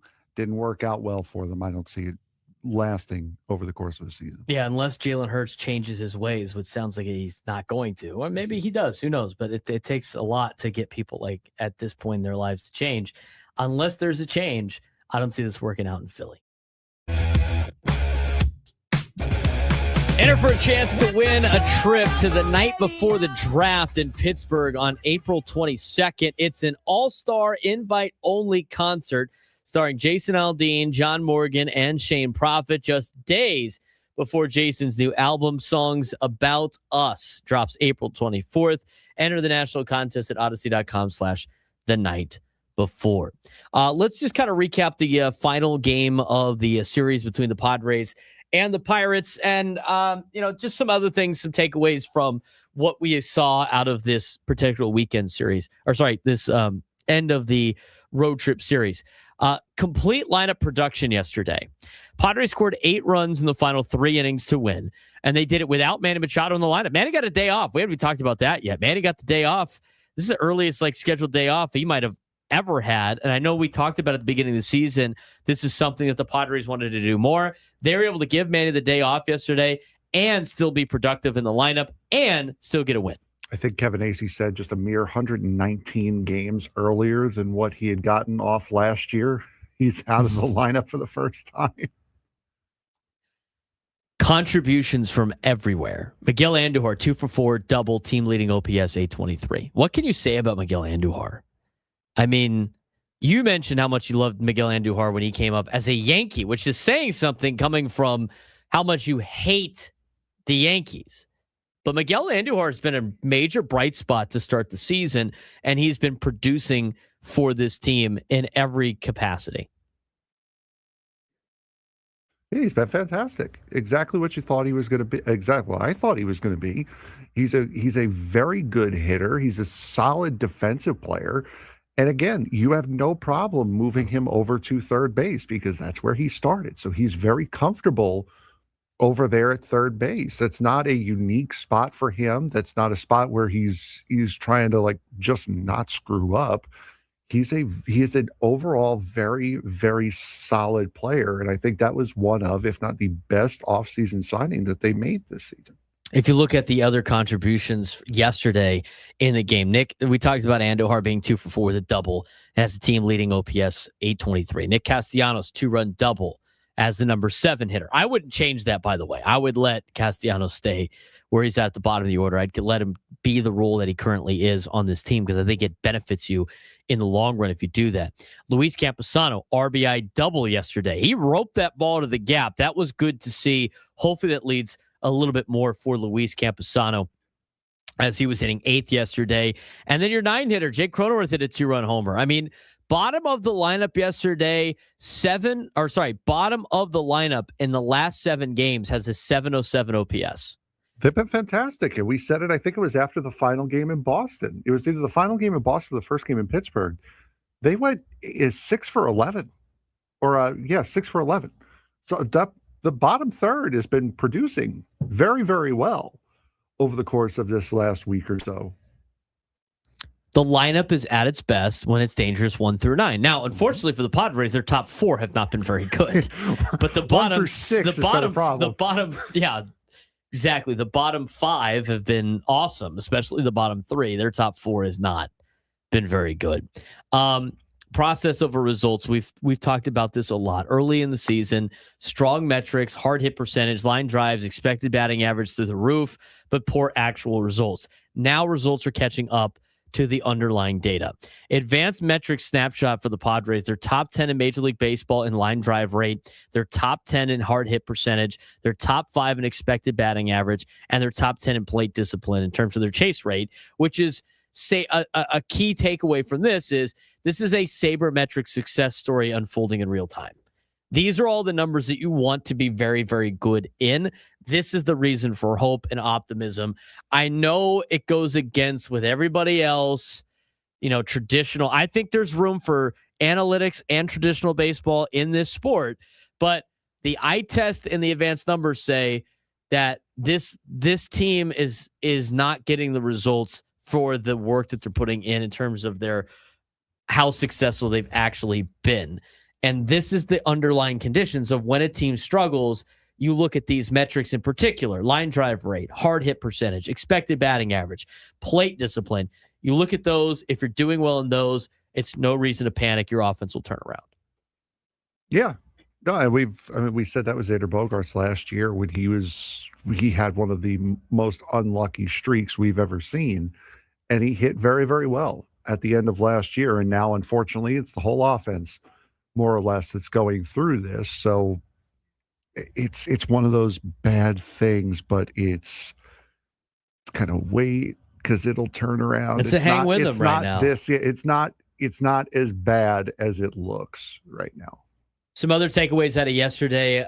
You could talk about the lineup. We've had 12 games now, and the Padres have had 12 different lineups, albeit a lot of them have been very similar, though. In this series particularly, the Tuesday lineup was the exact same as the Monday lineup, except they swapped the DH out. I mean, so yes, technically it's a different lineup, but it's not like it's a completely different top to bottom lineup every single day. It's just slightly differences. And Nick Castellanos, in an article with Kevin Acey, described it as a Rubik's Cube, figuring out who belongs where. Players are moving everywhere. Castellanos is playing left field, first base, and DH. Miguel Andujar is DHing and playing third. Bench players contributing in key moments. And the manager philosophy for the Padres right now with Craig Stammen is early season, experimentation window, which I like. Because the goal is to find defined roles while staying competitive, but also at the same time, this is the time of the year you can do that. Yeah, exactly. Because, I mean, you don't want to dig yourself into a hole. And it looked like they were starting to do that. But now that they've turned it around, you're 6-6 through the first 12 games. You're right back where you were on opening day. You're a 500 ball club right now. So that learning curve and that tweaking has a little bit more leniency now than it did this time last week when you were sitting 2 games under 500 to start the year. I like that from the manager in that particular sense. The other thing that's not really mentioned by some reports yet, and we talked about it on the Epic Padres Roundtable today, and if you missed it, it's on YouTube. It will be in podcast form as well, wherever you get your podcast. Presented by Epic Wings. It's the Epic Padres Roundtable. Presented by Epic. Isn't that what the whole point of the Epic Padres Roundtable is? So you got to say it because, you got to say the wingy part. Tell me what wingy. Did you go get some today? No, I did not go Why get not? some today. Because there was tons. Right, There's so much all the time. Right, but it's also 10 o'clock in the morning. What does that mean? Wings Are you at 10 saying o'clock in the morning. saying that we can't eat Epic Wings at 10 o'clock in the morning? Is that part of their marketing ploy? Don't eat us before 10 a.m.? I'm not saying you can't. I'm just saying I'm not going to. See, I will wait until a little bit later. No. If you wait till later, it's going to be gone. You have to go save yourself a plate, and then you can consume it later if you wish. Then you know what? You know what that means? That means I have just caught FOMO. I am going to go to an Epic Wings and I'm going to spend my own money instead of having it for free. Do? Oh, okay. I want you to prove that today. Take a picture of your outside of Epic Wings. I'm good. So you're not good. So now you're lying to us. Now you're lying to us. I'm saying that's do you even like Epic Wings? Come on. I do like Epic Wings. You stop that now, sir. I think you have to go get some during the break.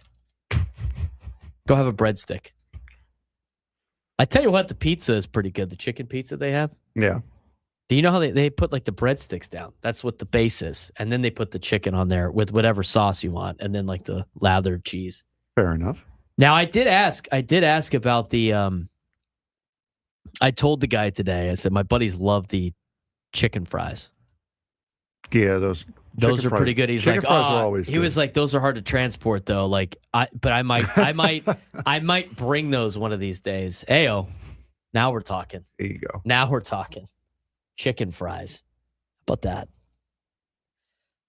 What we talked about on the Epic Padres Roundtable was how the Padres have done a really good job of utilizing their entire team. Mm-hmm. And everybody's playing in some capacity, right? You've seen Bryce Johnson come in late defensively. You've seen him get a couple of pinch hit opportunities. You've seen him pinch run. You've seen Ty France spot start. You've seen Ty France play first base defensively. Albeit, I'd rather see Ty France check into the game a couple of times more late in the contest when you have a lead, like Ella was saying today. I agree with that. He's a Gold Glove first baseman. Mm-hmm. He should be in late in the game especially if Gavin Sheets isn't coming up soon, or a Castellanos, or whoever happens to be playing first that day. Ty France should be in the late innings if you have a lead. But everybody on Luis Campusano has gotten way more playing time than I thought he was going to get at this point. Through 12 games this year, and he's producing. He did yesterday. Let's not get overly crazy about the offensive production. He's done some good ABS challenges. Yeah, I was just going to say he's been producing a lot with the ABS system because he's used to it from last year. He needs to produce probably a little bit more at the plate, but he's done a fine job behind the plate. I would say he hasn't done a great job. I think it's been a fine job. He's thrown out a couple of runners. The ABS calls have been solid. Obviously, the pitchers have. Like throwing to him, and he keeps getting opportunities to do so. But everybody on this team has played in games and has contributed. You talk about the Giants who are in last place. There's guys rotting on their bench right now in San Francisco that don't play at all because they want like a certain style of the way that they're playing. And I think Craig Stammen utilizing everybody early is, yes, he's trying to figure out who can play and who can't. It's kind of like an experimentation window, as we talked about before. But I also think there's something to be said about being on a team where everybody's playing. Yeah. I think you're going to get the most out of some of these guys when you do things like that. And that way they don't feel like they're getting jabbed at all with playing time, or they feel like they don't belong, or they're not contributing to the team. They're letting everybody contribute in some sort of capacity, which I love to see out of Craig Stammen. Yeah, for sure. And that's, you also have to keep players engaged. And by playing them is how you do that. And if you're constantly playing them, you're constantly moving people in and out, moving around. Does it create a little bit of instability? Yes. But it also keeps everybody fresh. It keeps everybody sharp. It keeps everybody, when there's a situation where you need a pinch hitter, your best option isn't a guy who hasn't played in 4 days. It's a guy who's hasn't played in maybe 1 or 2, and is still has his eye in and can still build off of some of the momentum that he had from the last time he played. So overall with the Padres, and we could talk about this for a little bit, preserving Machado. I mean, he got his first day off. Machado got his first off day 138 games earlier this year than last year. So they're going to give him more rest days. They're going to give him more DH usage. They want to avoid late season burnout where he hit 206 in 2025 late because he's exhausted. And the Padres are prioritizing October performance over the April availability. I was a little surprised, though, Frank, that he wasn't like DHing. Yeah, that was a little bit surprising, especially this early in the season. You'd want to get him going. You want to get him right. But I don't mind seeing him get a full day off either. It was just, I agree. It was a little bit surprising that he wasn't DHing at least. We talked about the leadoff spot being a major problem for like deeper stats. I mean, combined leadoff stats, a 140 average, a 189 on base, a 180 slug, which gives you a 369 OPS. It's the worst in Major League Baseball. And all three of your options are currently struggling. It's definitely the biggest flaw of this lineup right now is the leadoff spot. The other thing, too, about yesterday's game, how about Mason Miller yesterday? I mean, this is a situation where you should never throw Mason Miller, but they allowed him to go out there and pitch in a ballpark he grew up going to. He took his now wife there on their first date. He grew up in Pittsburgh. He's a Pittsburgh guy. That was the only opportunity for him to pitch in Pittsburgh this season. And he went out there and dominated like he always does. I know some people were upset about it not being a save situation. Why are we wasting bullets on Mason Miller? Sometimes there's things bigger than baseball. And I think I think Mason Miller would have been very pissed off with the coaching staff of the front office if they did not allow him to pitch in Pittsburgh. And like a pure bum went out there and lost his 11 straight strikeout streak. Like, what are you going to do with that? Like, come on. Oof. He could have beat Estrada, dude. Exactly. Like, come on, dude. He nearly broke Estrada's record. What is this? What are these guys doing? I don't understand it. Mason Miller could probably restart that record this weekend. Exactly. No, it's a great move by the Padres staff. You also don't want him sitting there doing nothing. He's only pitched in save situations, so he hasn't been overused this season. It's a fine place to get him a spot. I don't mind that at all. His scoreless streak continues, 26 2/3 innings, 55 strikeouts in the last 92 batters faced.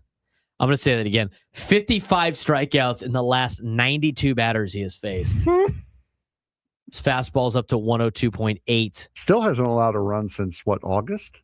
I think it is. Yeah, let's. Well, no, that's it's still impressive. That's a stat. That's an official stat. That's not a me jinxing it thing. I'm just looking out for you when he gives up a run tonight against the Rockies, and then everybody starts booing you. Boo this man. They're going to do it anyway. That's also true. Did the Yankees get a hit yet or no? I don't know. Ryan Weathers, man, pitching a shutty. Yeah, he's throwing well. Anyway, Mason Miller had a lot of family in attendance yesterday. It's super cool to see. They talk about the slow starts in the daily newsletter with Kevin Acee. Padres are worst in Major League Baseball in early offense. They're outscored heavily in the first inning. Teams that score first win 70% of games in reality. That's obviously something that needs to be fixed. And I think a lot of that has to go with the fact that the Padres need something better at their leadoff spot. When we come back, we will get to the sports thread. We'll take phone calls, 833-288-973, 833-288-973. Get to the new lunchtime hour, 97.3 The Fan.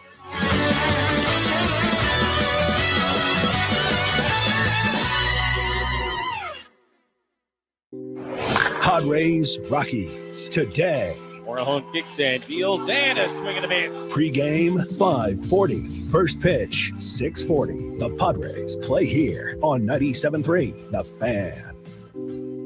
Hey guys, it's Adam Klug, and I can't say enough great things about the impact of the one-on-one lessons my son Ethan has been taking at Frozen Ropes. Coach Kurt is phenomenal. He's got a different exercise to work on with Ethan at each lesson so that he can work on different areas of his approach at the plate. The lessons have already paid off in a big way as Ethan is excelling at the plate in his Little League games, hitting over 700 so far this season. Little League is underway for most kids already, and if your son or daughter is struggling at the plate, don't worry. It isn't too late to sign up for one-on-one lessons with Coach Kurt at Frozen Ropes. They also have a terrific summer league program for children between the ages of 6 and 12. To find out more information about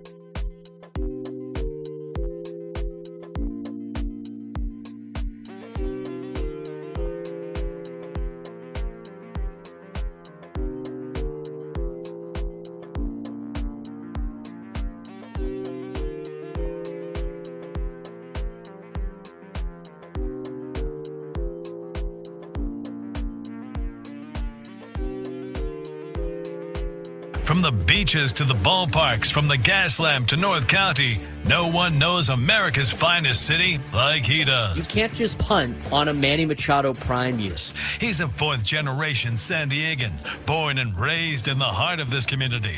Passionate, opinionated, and always bringing you the real talk on your teams, your city, and everything in between. Braden totally knows his stuff. He's ready for the next step. That guy is good. Live and local, it's the Braden Surprenant Show. But I think Braden's one of the up-and-coming young stars in the media game in San Diego. Now, here's your host, Braden Surprenant. New lunchtime hour on the Fan is presented by the Craft Taco. Bold flavors, 2 locations, Sorrento Valley and inside Balboa Park's Natural History Museum. I'm waiting for the tacos. Where the damn tacos at? Wings and tacos on Thursdays. Oh, my. Always great. Love it. Love it.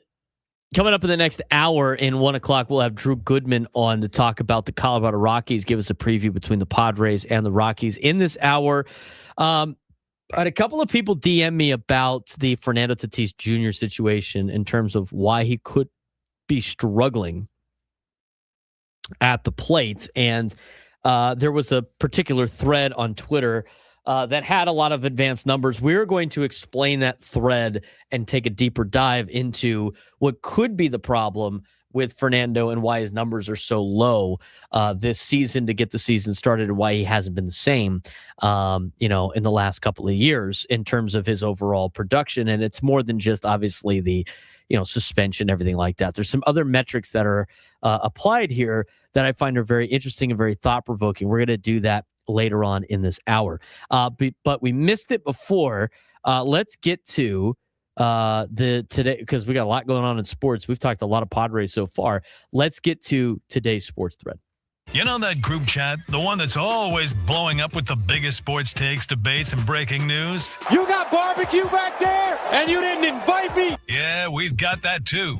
Welcome to the Sports Thread, where we break down the top 5 stories in sports, just like you would with your crew. Oh, no! Disaster!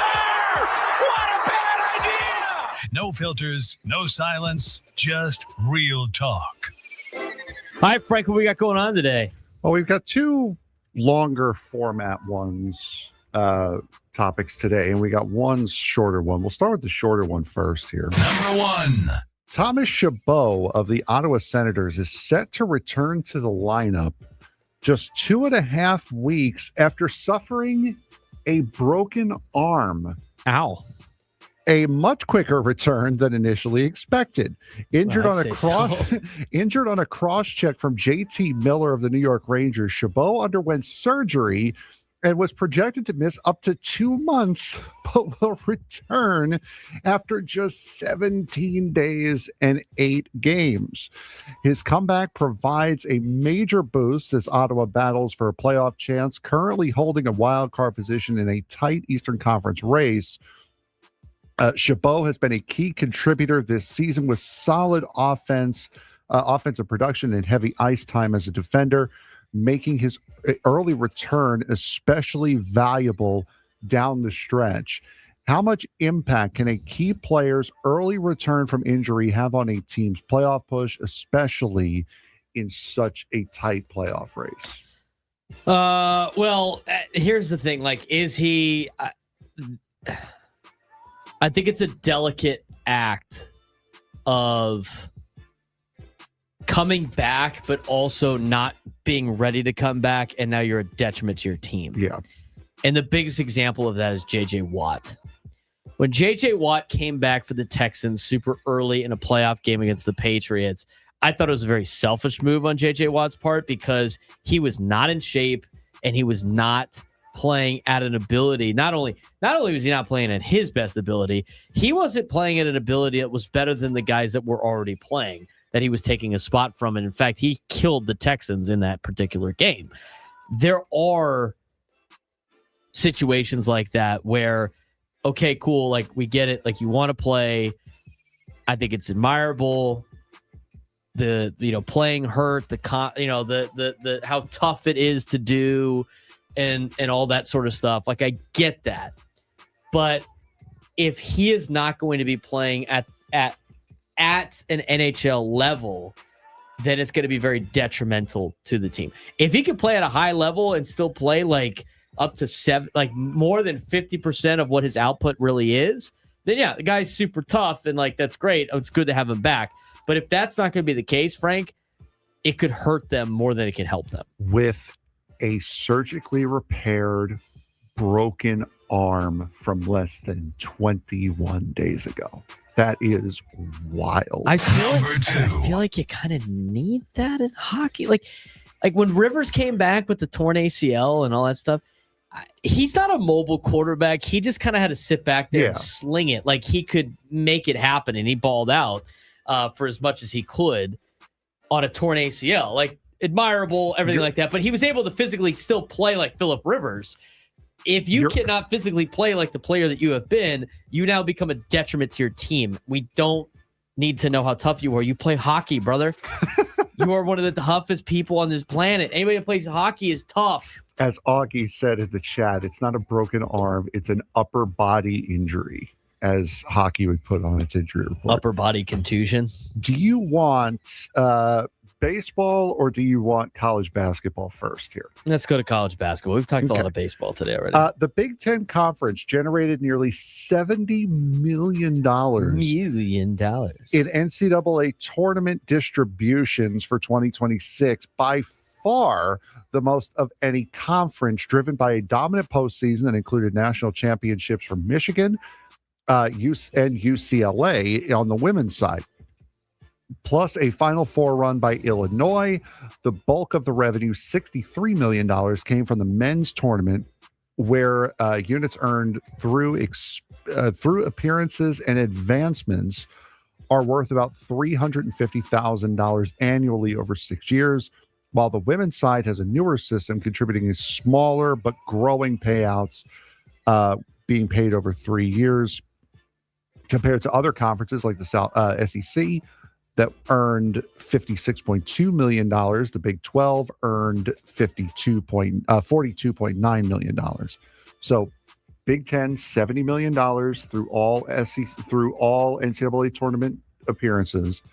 SEC with 56.2, Big 12 with 42.9. Those are the big numbers there.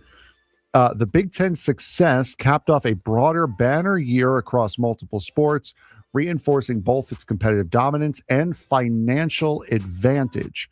Should NCAA tournament revenue be distributed equally to shrink financial pay gaps between conferences, or is rewarding postseason success the fairest system? Well, rewarding postseason success is fair, except for the fact that members of these conferences are on these selection committees that determine who makes the damn tournament to begin with. Oh, wait a minute. Oh, that's a conflict of interest nobody really wants to talk about. Might be. Oh, or how about the fact that they're expanding the NCAA tournament next year? We didn't talk about that at all. I think it's up to 74 now. 76. They're expanding the tournament to 76. And before people go like, oh, yeah, this is a great way for Irvine to make the tournament. Irvine ain't making the tournament. No, it ain't. No. They're going to put Cincinnati in. They're going to put some of these like teams that have no business. They're going to put like Oregon, and Auburn's going to be the NCAA tournament. And it's going to be the schools from the Big Ten and the SEC. You're going to get 15 of them each into the NCAA tournament. They're going to make all the money back. And then they're going to do exactly what they've been doing for the last 10 years. They're not going to schedule any mid-majors because they're like, what's the point? All it's just going to do is hurt us. So no, the premise is there. You should get rewarded for like the wins, right? That makes sense. Except for the fact it's so stacked against the schools that don't make all the decisions. That in lies the problem. Now, why do you even have those teams in Division I? Why? What's the point? There's no point in those teams at this point in time. Here, you know what? I don't know why they haven't done this yet. Why don't they just make a bigger minor league system for basketball and football and all that stuff, and then let the teenagers that want to get paid millions of dollars go play there, and then just move college sports back to what they were? I feel like that'd be a lot easier. At this point in time, with all the litigation, with the executive orders being passed and the fights in Congress and the antitrust law exemption, would it just be easier if they just made a different league? It's like, hey, we're going to pay teenagers to play professional sports. You know why they won't do that, Frank? Because nobody would watch. Mm-hmm. Because they have no connection to any of those logos. The only reason why they're keeping this is because people watch the logo and they don't watch the player. This entire thing is stupid. It's stupid. Yep. Yeah, Big Ten. Oh, they showed their dominance. We're just so much better than everybody else. Are you better, or do you just have more money than everybody else? The SEC was better because they could spend money nobody else could. Why not both, Zoidberg? The Big Ten, are they good, or do they just outspend everybody? Well, Michigan looks like they're outspending a lot of people. It's only going to get worse. It's stupid. Moving on to the next one. It is. We have Number 3. MLB salaries hit a record on opening day, with the average salary rising to $5.34 million, while the New York Mets led the league in payroll for the fourth straight year at $352.2 million, far ahead of a team like the Cleveland Guardians at $62.3 million on opening day, showing a widening financial gap. Juan Soto is the highest paid player at $61.9 million, followed by Cody Bellinger and others, with these while these same top spending teams, Mets, Dodgers, Yankees, Phillies, Blue Jays, continue to dominate payroll rankings. More teams now sit above $250 million or below $100 million, and nearly half of all salary money goes to the top 100 players, reinforcing the league's growing spending disparity. A salary cap is coming, right? At this point, like that's. Do you think MLB should implement a salary cap and floor for the widening gap? No, the payrolls. Yeah, I do. It's got to be. It's got to be. What players are bitching about the salary cap? The ones at the very top that are making more money than God, or the ones that are making league minimum? Who's the most outspoken about it? I'm just asking a question. Yeah. I mean, you can get mad, like players and former players get mad all the time when I bring these up, but it's like the reality is the guys that are making enormous amounts of money are the ones that are complaining about a salary cap, because they're not going to be able to handpick what team they play on. Their salary is now going to have an impact on how good your team is. That's the whole point of the conversation. But like, it's, again, it falls on what the players fail to realize is, yes, a long time ago, you could pull the entire, like, we're just trying the best we can and the owners are taking all the money. It's fine. But the more money that they make and the more separated they get from all of society and how much they make, the less people are going to feel bad for them. And I think with those numbers, people are going to continue to not feel bad for some of these players, especially since college kids are making more money than most people will make in their lifetimes. And that's like the disconnect that I think a lot of athletes have from society. Now, here's my overall take on this entire thing. When you, like, I don't care how much athletes make. Athletes make what people are willing to pay to watch their sport, right? I mean, that's the reason why athletes are making tons of money, is because people watch sports, and it is a entity that is not scripted, and for what it's worth, not scripted, and you never know what's going to happen, and people love sports, so people watch sports. So you make a lot of money in watching sports, and therefore everybody gets paid a ton of money. So I don't care how much they get paid. I think everybody should get paid what they're worth. But the reality is, having those then players cry poverty to the rest of society that will never make that kind of money, it's always going to fall on deaf ears from a guy that's working a 12-hour job, and like doing a lot more hard work than like we're doing. I mean, I have a lot of jobs. I do a lot of different things. I love every second of doing all of these jobs. So I'm not going to, I don't really complain about it, but there's people that are like building roofs for 12 straight hours in the hot sun.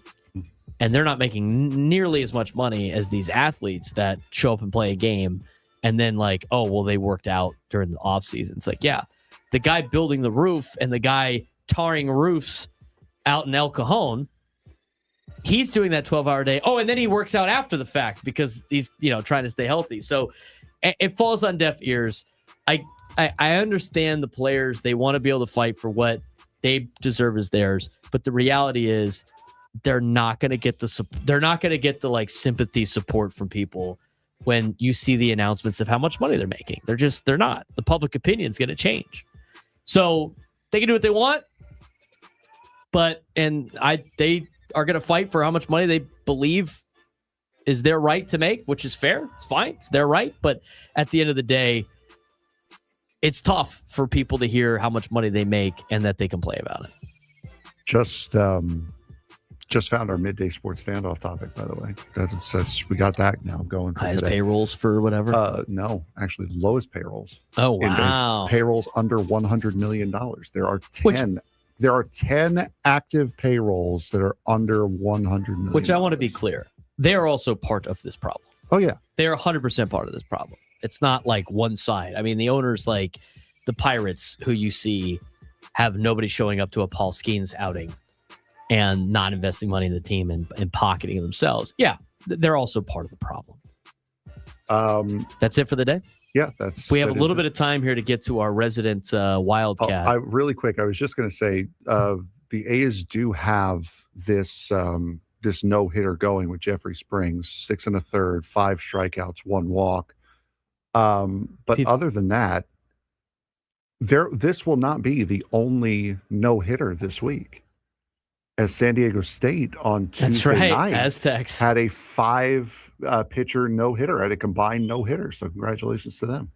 God, Tuesday night baseball is so crazy in college baseball. It's just so crazy. All right, so he's got 1 out in the 7th. Yes. We'll keep you updated on that. Let's get out to our resident K-State Wildcat, Ron LaMesa. Ron, what's going on? Hey, guys. This whole thing about college sports, the Power 5 conference, hey, if you're 500, you're in the tournament. There we go. What a bunch of crap. Hey, and just wanted to talk to you a little bit about this tired subject of who leads off.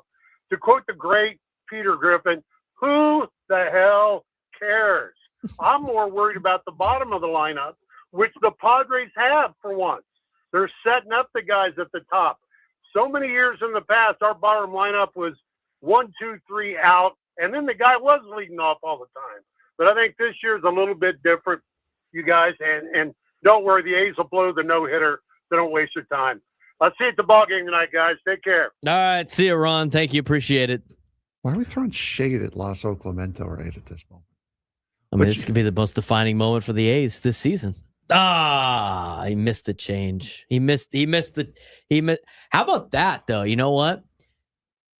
The rarity of this situation happening, it's so rare. But could you imagine if Springs had a perfect game going? Oh, yeah. And he walks the guy in the 9th inning on a close pitch? You almost like have to tap the top of your head. And he just had a moment too a couple of batters ago where he like kind of tweaked off the mound a little bit. Like he was pointing at the ground, so it may have been where he landed his front foot. But they just had the manager, trainer, umpire all out there checking on him. But appears fine and hasn't shown an issue since. He's at 83 pitches now, and Ben Rice just broke it. Thanks, Ron. Ron cursed it. He knew. He's a time traveler. He's driving around town in La Mesa in his DeLorean. He just shot forward a little bit, had to see it, and came back. All right, well, there goes that. It's a 1-0 game too. Like the A's are not in a situation to win here. No, I mean, this is now a sticky situation for the A's against the Yankees in the final game of their series. And they just got that 1-run too with Tyler Soderstrom RBI single. Was that the first walk or the second walk? That was Springs' second walk. Second walk. I wonder if the ABS threw him off. He didn't get the call. The ABS. They're now going to have Jazz Chisholm pinch run for the Yankees at second base, 1 out in the bottom of the 7th. I'll let you know what happens when we come back. We will also dive back into Padres baseball. Let's talk about Fernando. I had some people send me the DM, send me the post that was thrown out there. Wood said it was a good thread as well on social media. It was the tweet by Caleb Berry on social media talking about Fernando Tatis Jr. We'll take a deeper dive in some of the metrics that he brings up about why Fernando might be struggling when we come back on the Braden Surprenant Show, San Diego Sports Station, 97 through the Fan.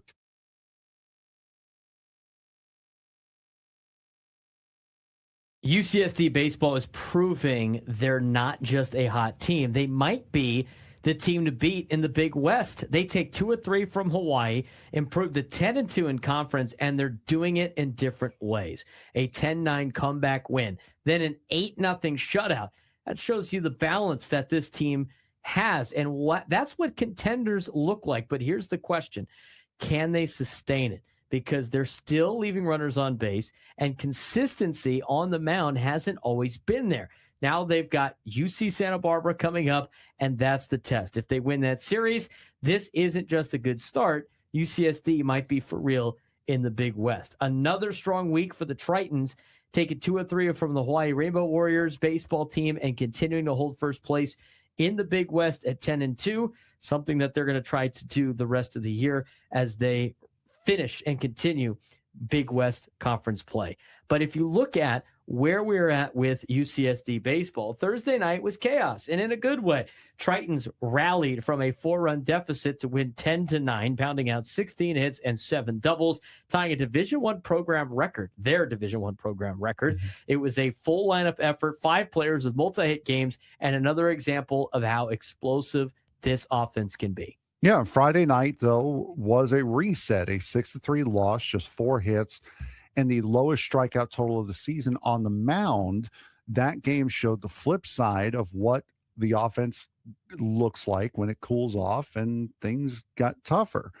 Saturday responded the way a first-place team should. An 8-0 shutout victory, their first shutout win of the season, powered by 3 home runs and dominant pitching that held Hawaii to just 4 hits. So you saw the good, the bad, and then the fantastic over the course of this weekend for UC San Diego. But the big story, this team is starting to show something important. It's starting to show balance. Earlier this season, UCSD was winning with offense alone. Now they can win slugfest, as they did 10-9 on Thursday. They can win clean, dominant games, 8-0 on Saturday, and they're learning how to respond after losses. That's the evolution of a real contender. And the key takeaways from this week of UCSD baseball: offense continues to produce at a high level. Power numbers are climbing. Camacho now double-digit home runs on the season.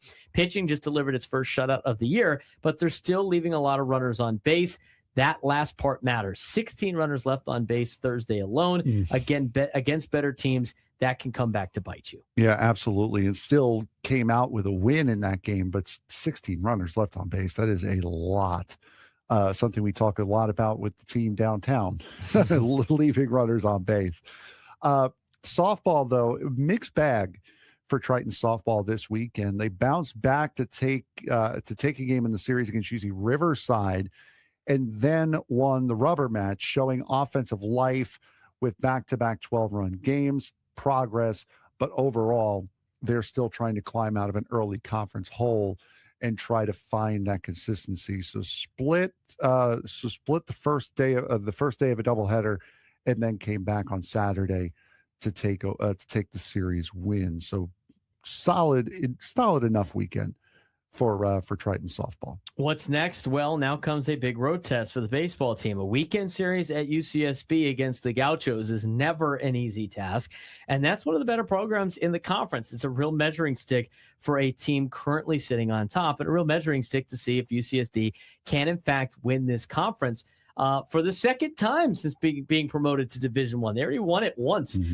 as a newly formed D1 team. They weren't able to play in the NCAA tournament, of course, because of their transitioning phase where they're not allowed to compete in postseason play for 4 seasons. But they're in a really good spot to potentially play in their first NCAA tournament at the D1 level if they can continue this pace atop of the standings in the Big West. Now, the Big West is in their second year of a tournament. So UC Irvine will be hosting the Big West tournament at the end of the season.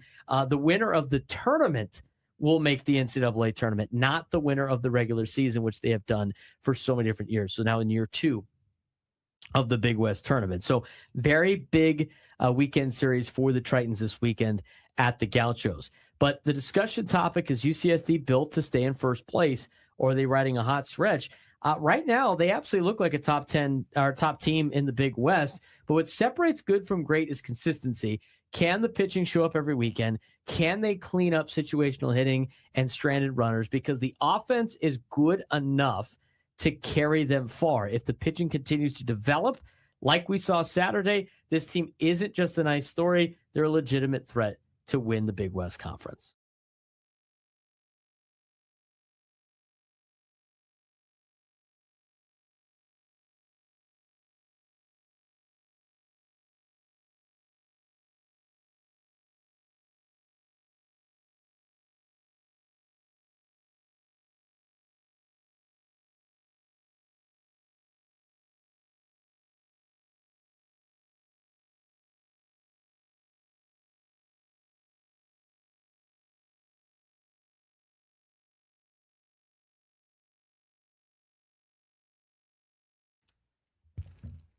Coming up at 1 o'clock, we're going to have our Rockies preview with Drew Goodman, Colorado Rockies broadcaster, will join us at 1 o'clock.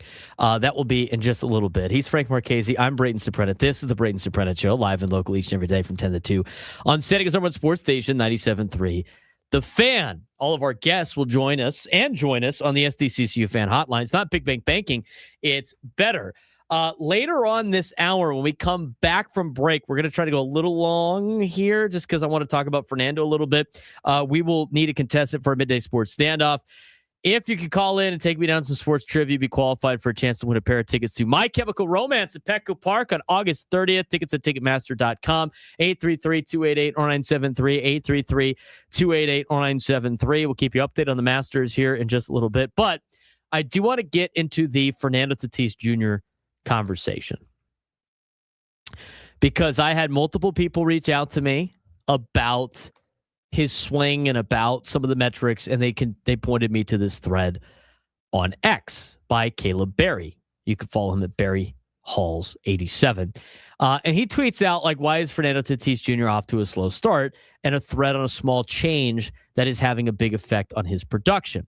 So the first thing he brings up is the Driveline Baseball point of contact graph. And so how we're going to, kind of go about this with, Fernando is let's take a dive and kind of explain what some of this stuff means. So Tatis in general, and I don't think anybody's really going to argue this, he's always been a freak athlete with a violent uphill swing that launches balls into the air to the pull side, left field for a righty like him. That's how he becomes the 25 to 30 homer guy. But so far this season, and even like last season, the swing is different and the results are very ugly. He's hitting the ball deeper in the zone. So when you look at some of the graphs that they point, let's talk about graph number 1, which is the point of contact graph. This is the one that we're showing right now on YouTube. So what this graph is telling you is where he's hitting the ball in the zone. And he's hitting the ball deeper in the zone than he usually does. Look at the point of contact chart here. The blue line, relative to his body center mass, that's what the blue line is, used to be around 30 inches toward the pitcher.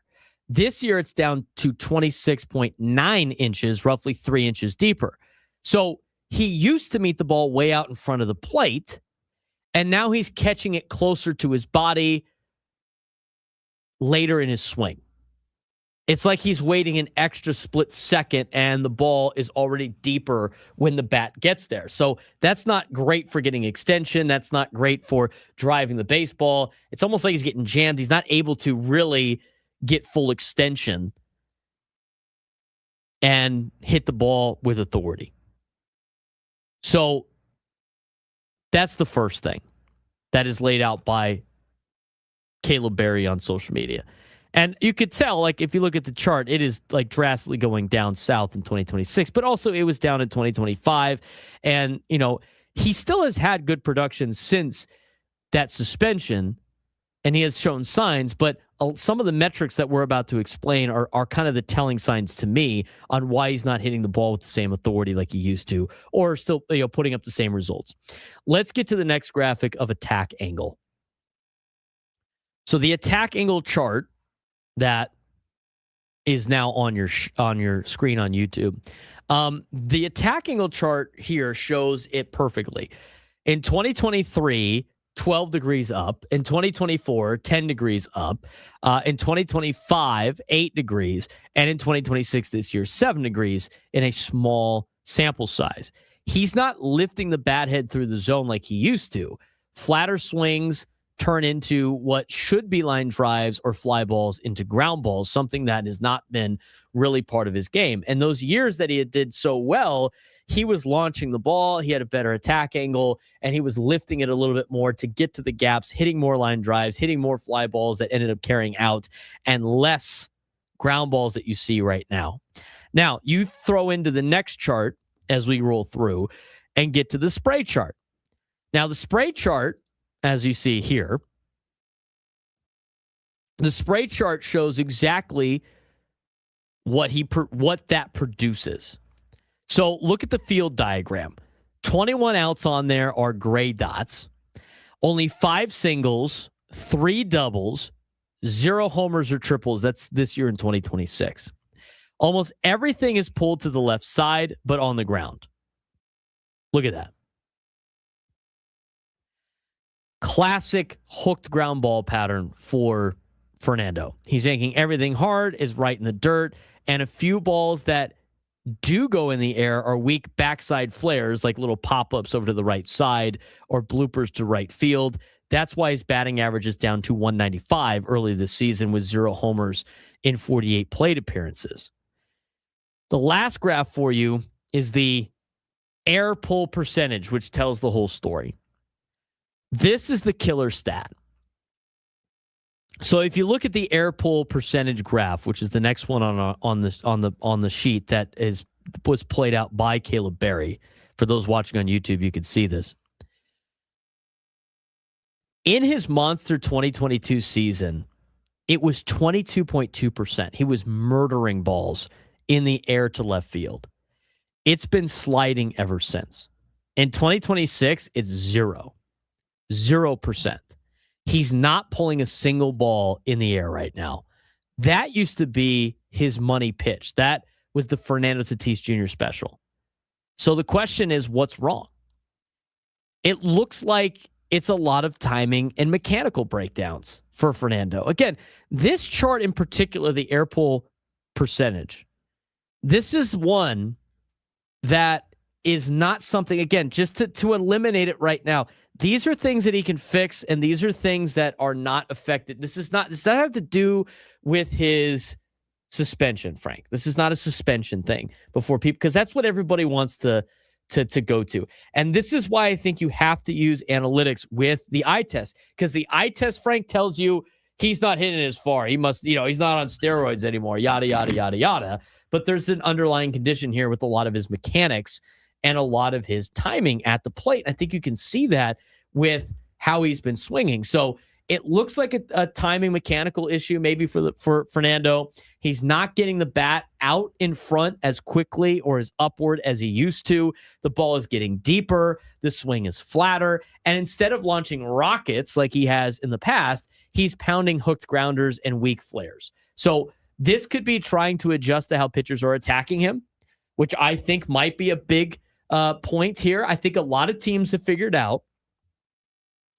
that in order to attack Fernando's swing, you have to go up and in on him and make him uncomfortable, because he's always coming down and diving down at the ball. And players that dive down at the ball in their swing, the best way to slow that down is by throwing it high and inside. I think that has made Fernando incredibly uncomfortable in the box. And the problem is he needs to get used to it, because it's not wrong in baseball to attack high and in, and guys are going to miss, and you're going to see the dramatic drop back, but that's how you beat them. And if you're going to continue to beat them like that, what do you think teams are going to do? Everybody's going to do that. So that's the adjustment he definitely has to make. He has to be better at dealing with that situation. A small timing issue with his lower half or his load could be part of this problem as well. Or it just could be one of those mechanical quiet periods that elite hitters sometimes fall into. But I don't think that's going to be the case, because we have now seen a couple of years where this thing continues to trend in the wrong direction.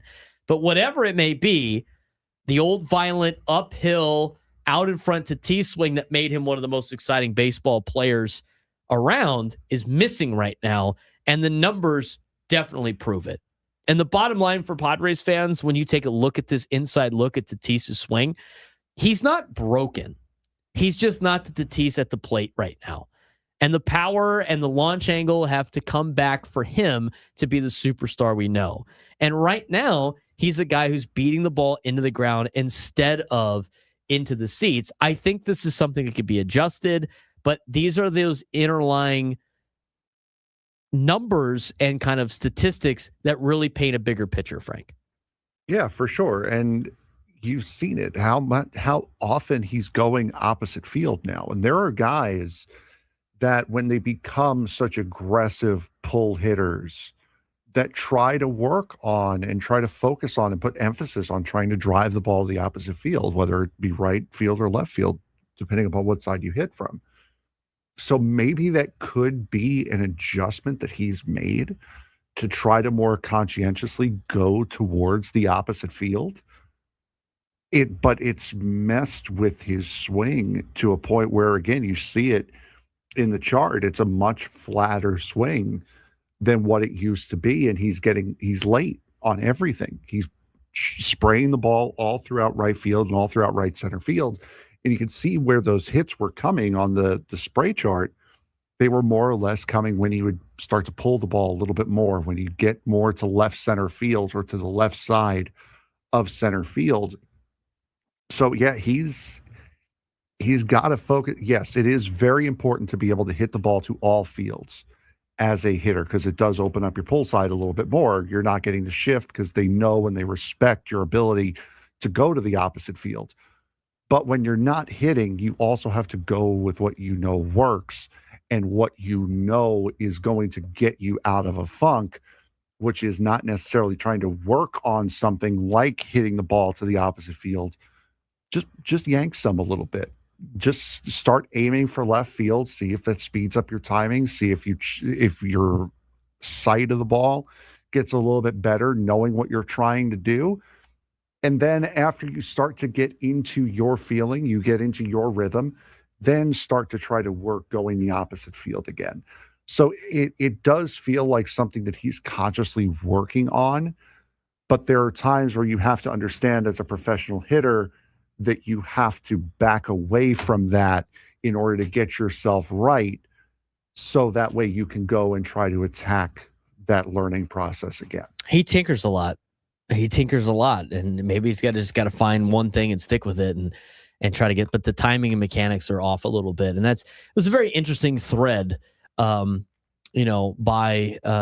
Caleb Berry that we wanted to take a dive into. And so many people, asked for my take on this. I mean, I see it. I understand. I mean, that's something to watch for in these next couple of games with Fernando, and see if that's something that he improves. When we come back, since we're late, we're going to get to our midday sports standoff. 833-288-0973, 833-288-0973. You're listening to the Braden Surprenant Show on San Diego Summer Sports Station 97 through the Fan.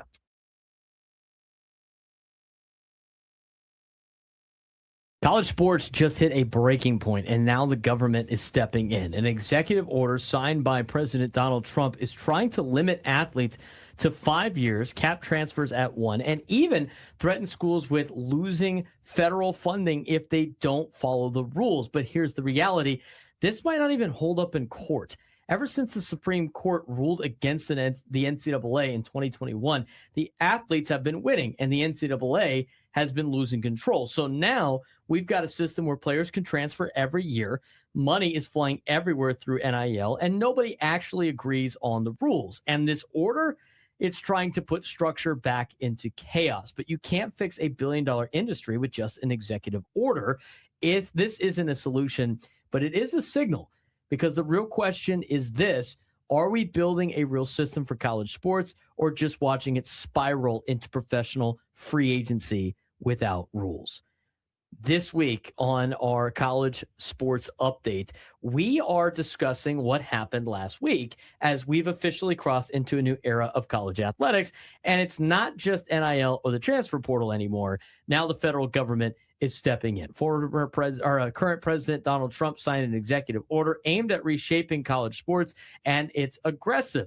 Here's what it's trying to do: limit athletes to 5 total years of eligibility, allow only one transfer without penalty, push a national agent registry, protect funding for women's and Olympic sports, and most notably threaten loss of federal funding if schools don't comply. It's not a suggestion, it's some leverage by the president, but at the same time, we don't know if this thing will actually hold up in court. But Frank, based on everything that got put into place, I think this is a good starting point to help fix college athletics. They just need it in more of a law form. Yeah, other than, the loss of federal funding if schools don't comply. Other than that, I agree with everything that's been proposed here. 5 years, absolutely agree with that. One penalty-free transfer. We've both said that's a great idea. The national agent registry, I think, is huge to protect players from these backstreet agents, the alleyway agents, I guess you could say. Protect funding for women in Olympic sports, absolutely fantastic.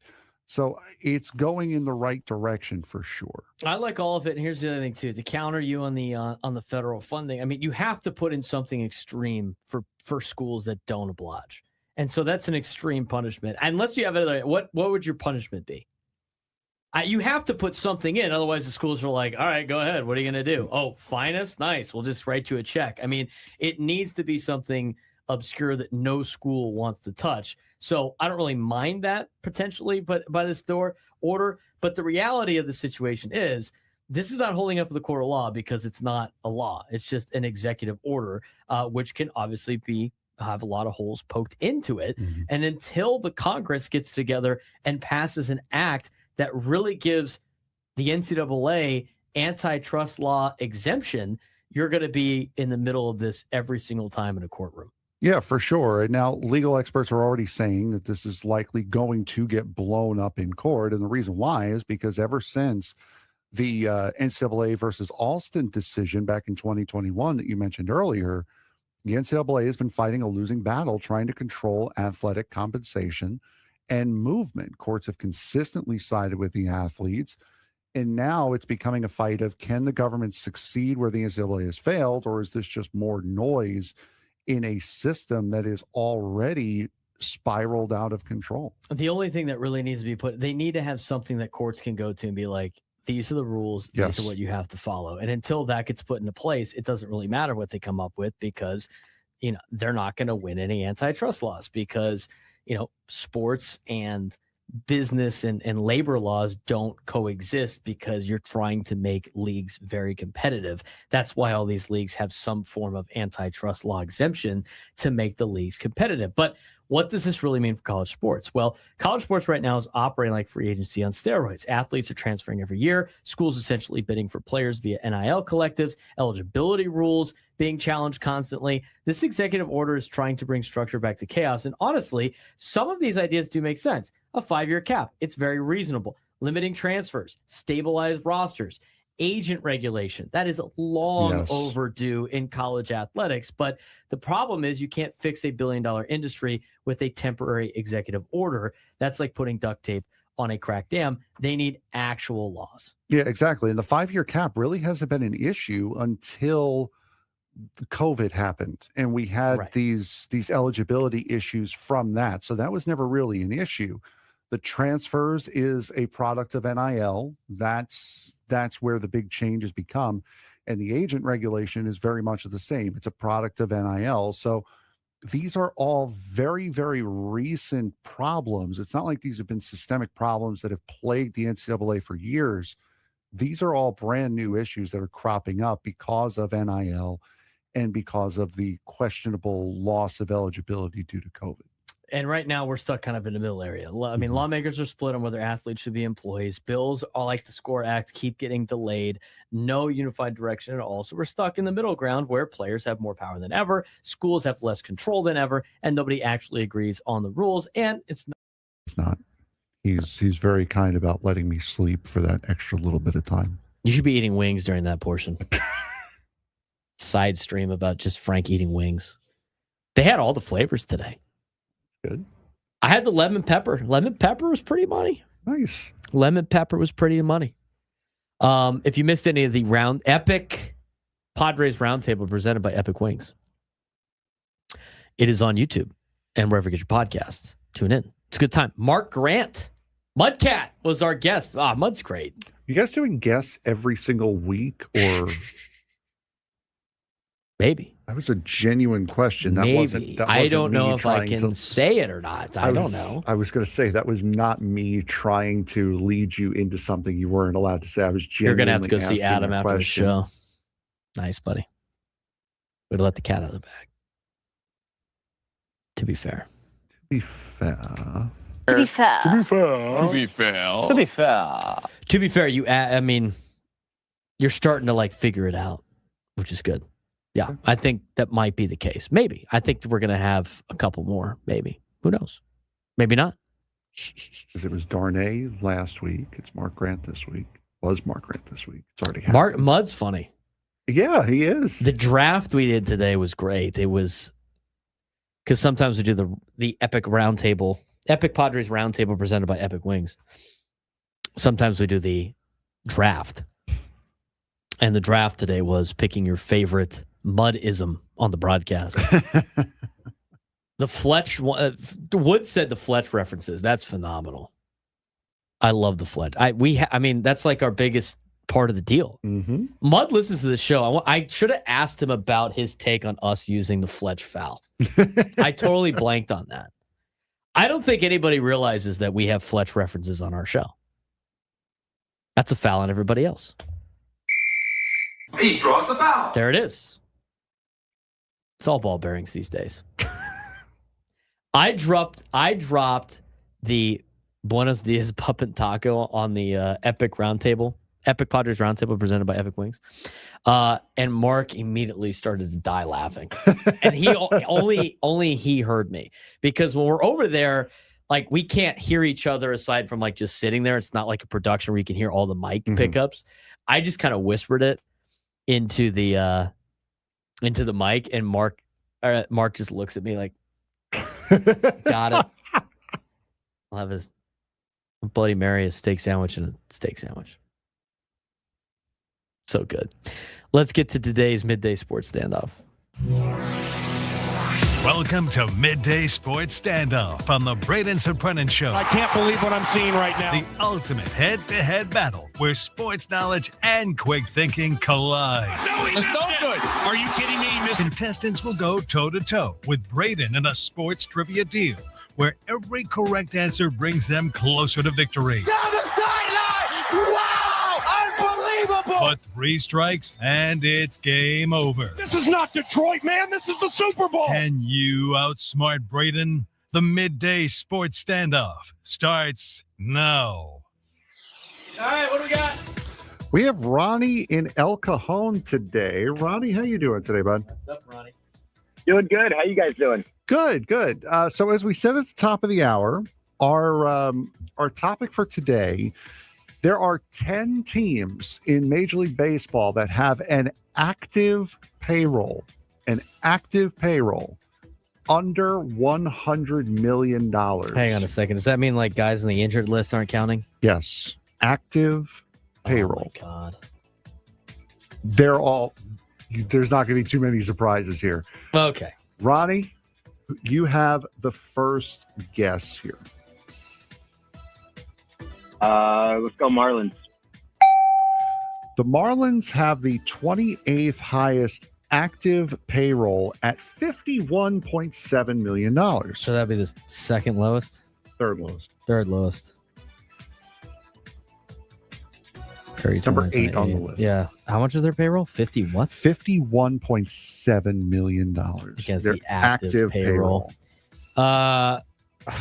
This one's tough because like the A's have started to spend money, but let's go with this is the lowest payrolls or under 100 mil. On 10 payrolls, there are 10 payrolls, 10 active payrolls under $100 million. Let's go Tampa. Tampa Bay has an active payroll of $73.6 million. Where are they on the They list? are number 2, 3, 4, 5. They're number 5. Okay. Ronnie? Would you say their payroll is 70 something? 73.6. 73 will suffice. I guess I can round it to 74. Ronnie? Let's go Cleveland. That's a great answer. Cleveland is number 7 on the list with a $67.8 million payroll, active payroll. Said 67? Yes. 67.8. Or do you want to round it up to 68? Well, why is that'd be less than the Rays? You said the Rays were the 5th. Yeah, they're 7th on the list, dude. You're not going in like highest is like the lowest? All right, so then that means it would be the. Well, they can't be the. That means they're the 4th. They're above the Marlins. They're And just below the above. Rays. They are just above the Marlins and below the Rays. All yes. right, so they're the 4th on the list.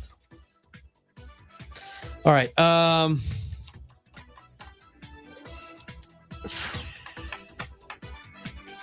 What about it's active too? I mean, Pittsburgh just signed. Let's go with Pittsburgh. Pittsburgh is the first one not on the list at $114.8 million. Yeah, they finally spent money. Ronnie? Los Oaklamento Athletics got to be on there, right? They started paying They people. are the second one not on that list. 114.6 million. Ridiculous. Oh, what about? Oh no, they just signed it. All these teams trying to like look like they're better. What about the White Sox? They still don't spend any money. Chicago White Sox, $78.3 million. They're 8th on Braden's the way he's doing it. Okay, White Most Sox. expensive to Least expensive to most expensive. Yes. Would you say Are the Rays? Are the Rays off he the already, board? he already said the Rays. Let's go They're 3rd on yours. Washington. Washington pays the least amount in active payroll at $47.5 million. That's crazy. Yes, it is.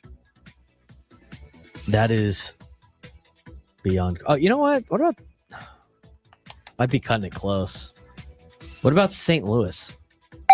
Wow. St. Louis pays the second least at $49 million on active payroll. What? Oh, okay. It's the active. Say $49 million. $49 million. Ronnie? They got somebody on the injured list that's making money. We've got 1, 2, 4, and 6 left. Oh, that's why. Let's go with the Twins.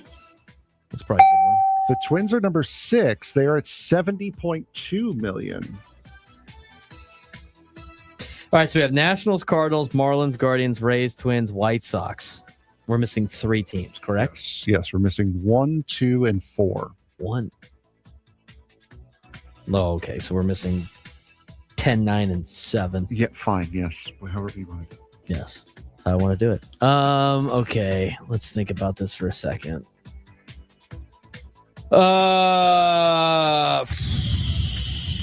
Colorado. They're number 4 at $77.1 million. Ronnie, if you get this, you will guarantee yourself at least a tie, which means you will win. Braden took my answer. Oh, no.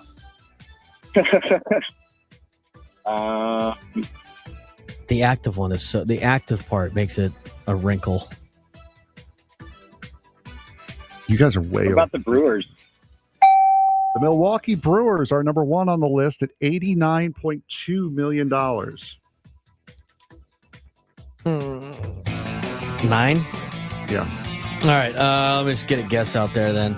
Ronnie, you stay on hold because you're tied with you've gotten the 5, so you at least guaranteed yourself There's a tie. one team left. Is it the Royals? All right, Bill, you win. You genuinely win now. I'll need to know what that last team is when we come back. Yes. I'm telling you, the active thing throws it off, and I'll explain why when we come back. Hey, it's Gravy.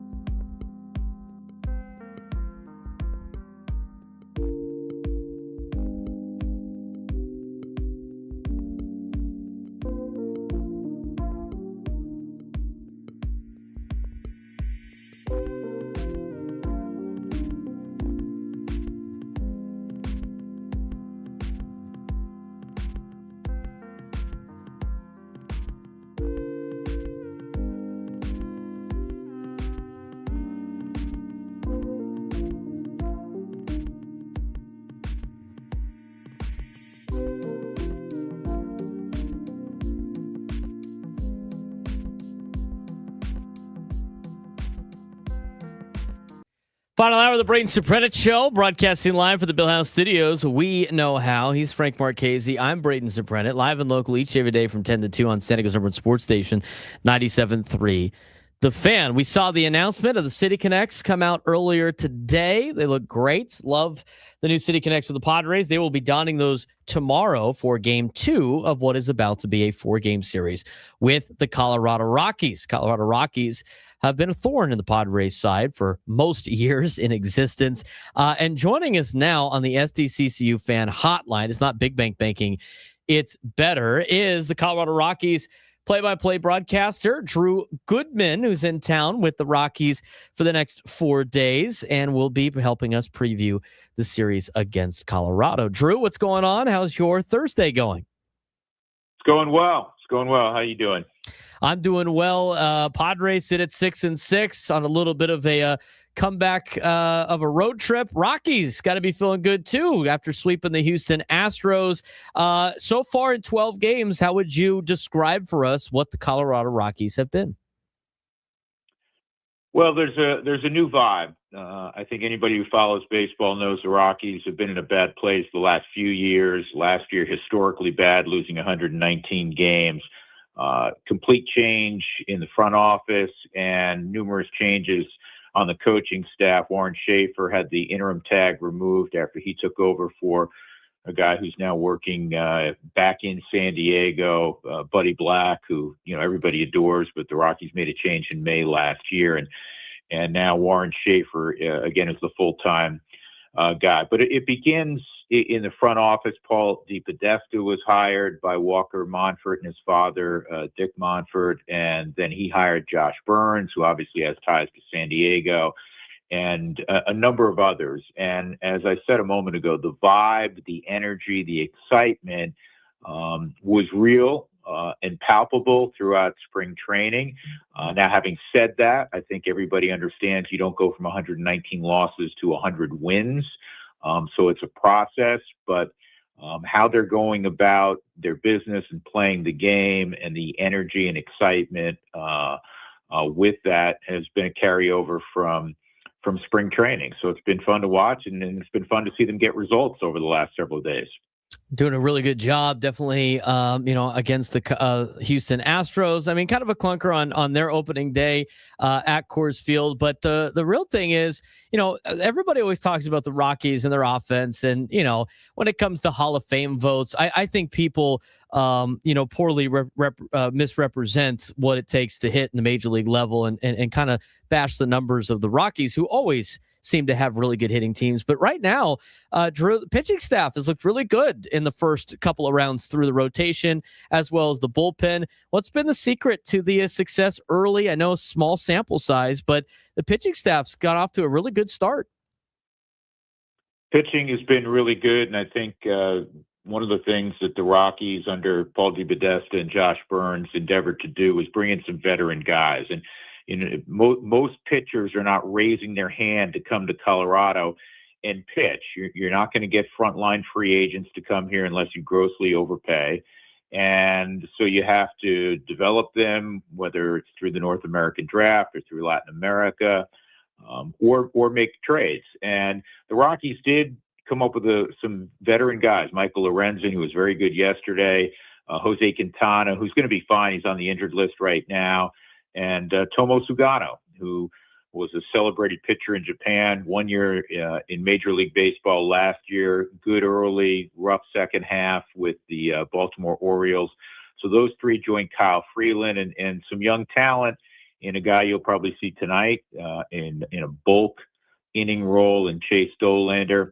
And the other thing that, shouldn't be overlooked, again, we're only a couple of weeks in, is the bullpen, and how the Rockies are going about that is they have 2 to 3 true long haul guys, but not mop up guys. They may use long haul guys on the plus side, and they expect all of their members of the bullpen to be able to get more than 3 outs. So it's not, okay, you have the 7th inning, you have the 8th inning, you have the 9th inning. So it's kind of a unique way of going about things. And though the Rockies have utilized their bullpen quite a bit so far, it's still a very fresh bullpen because a lot of those innings have been eaten up at 2, 3, 4 innings a clip. On the offensive side, again, we talked about it, briefly, but some guys off to hot starts. And again, we all know it's a small sample size, even for the Padres, who have been struggling on offense. But for the Rockies, TJ Rumfield's hitting .368 to start the year. You go down the list here, and Troy Johnston's hitting .342. Some guys, that have been off the bench a little bit, haven't played in as many games. The local product from San Diego, Mickey Moniak, hitting .286 with a 1019 OPS. Former Padre Brett Sullivan in 6 games hitting .308 for the Rockies. And the other big noticeable thing, aside from Brett Sullivan, you look at the offense, everybody's under the age of 30. How much does the youth play into this nice little start that the Rockies are off to? Well, the Rockies are trying to develop some young players like every other organization. Talent wins, and whether that talent is 26 or 35, talent wins in all sports.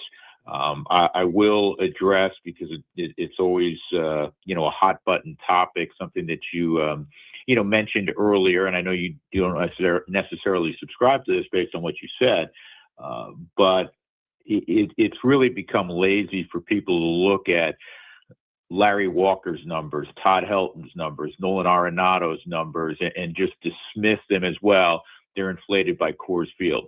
Is Coors Field a great place to hit? Absolutely. However, going out on the road after seeing less movement at Coors Field, and also what it does to the body going from altitude to sea level and then back and forth, and sleep patterns and training patterns, it has a huge negative effect. And that's why historically the Rockies out on the road offensively have not been good.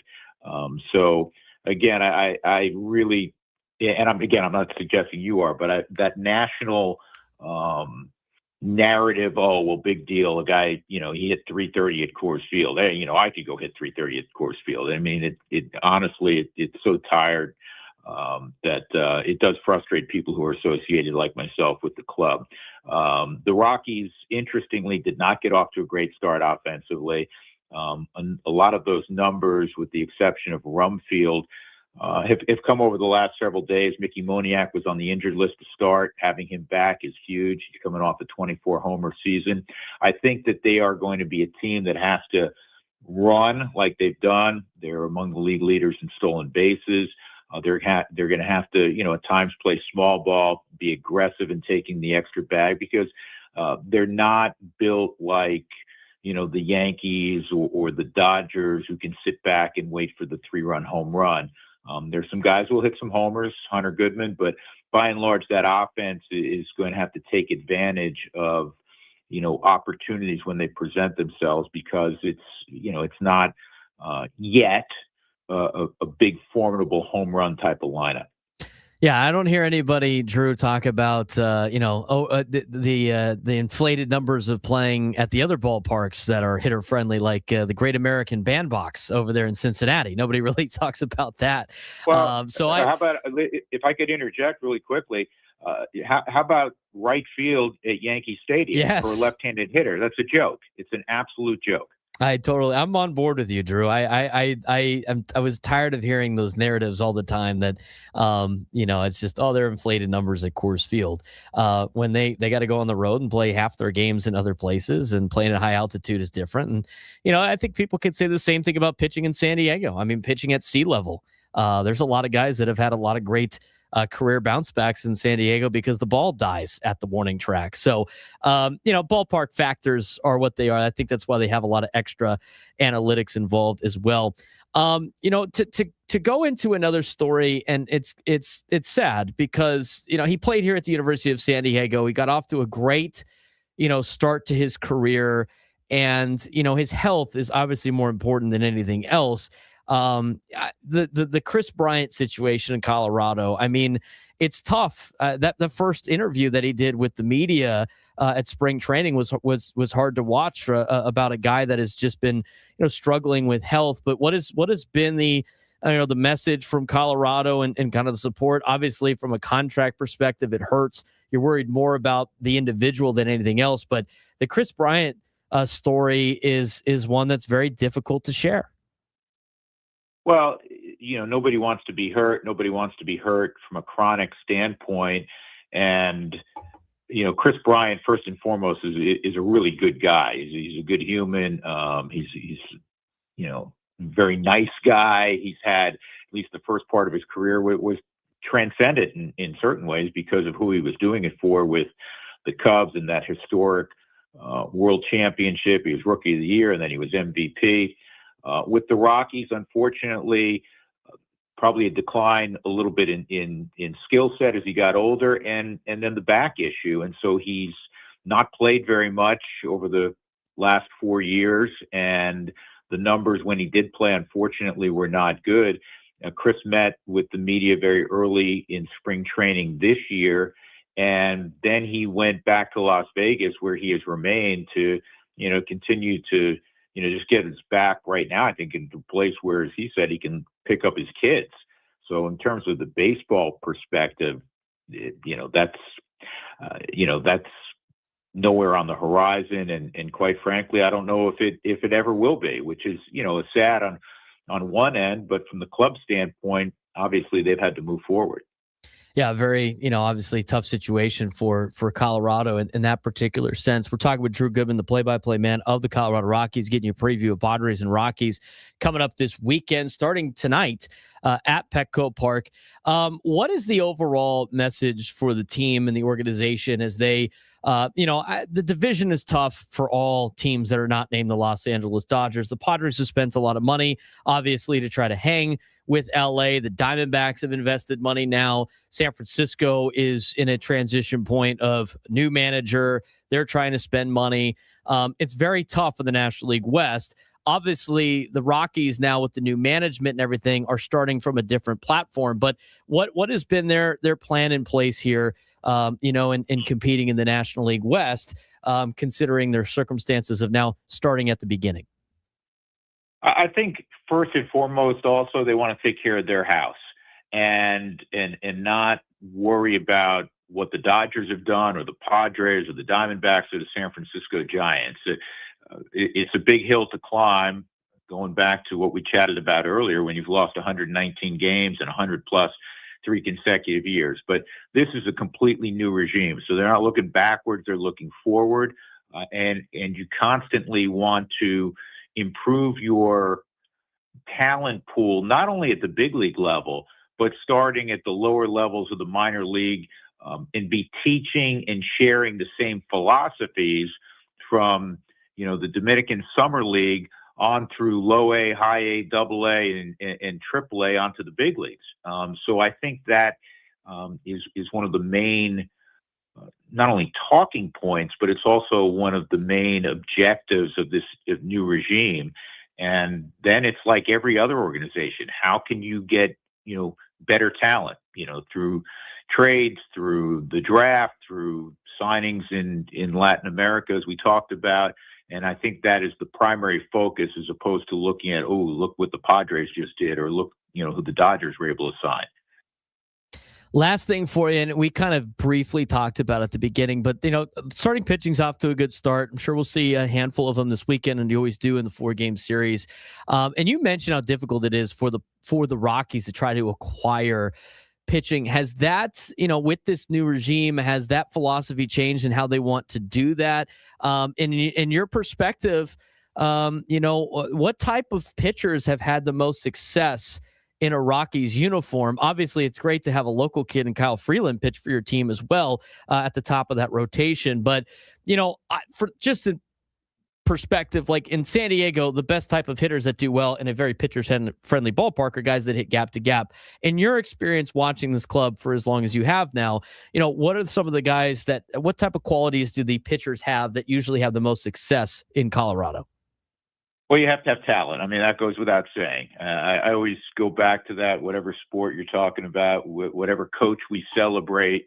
Phil Jackson, I always kind of kiddingly say, is a Hall of Fame coach, and deservedly so.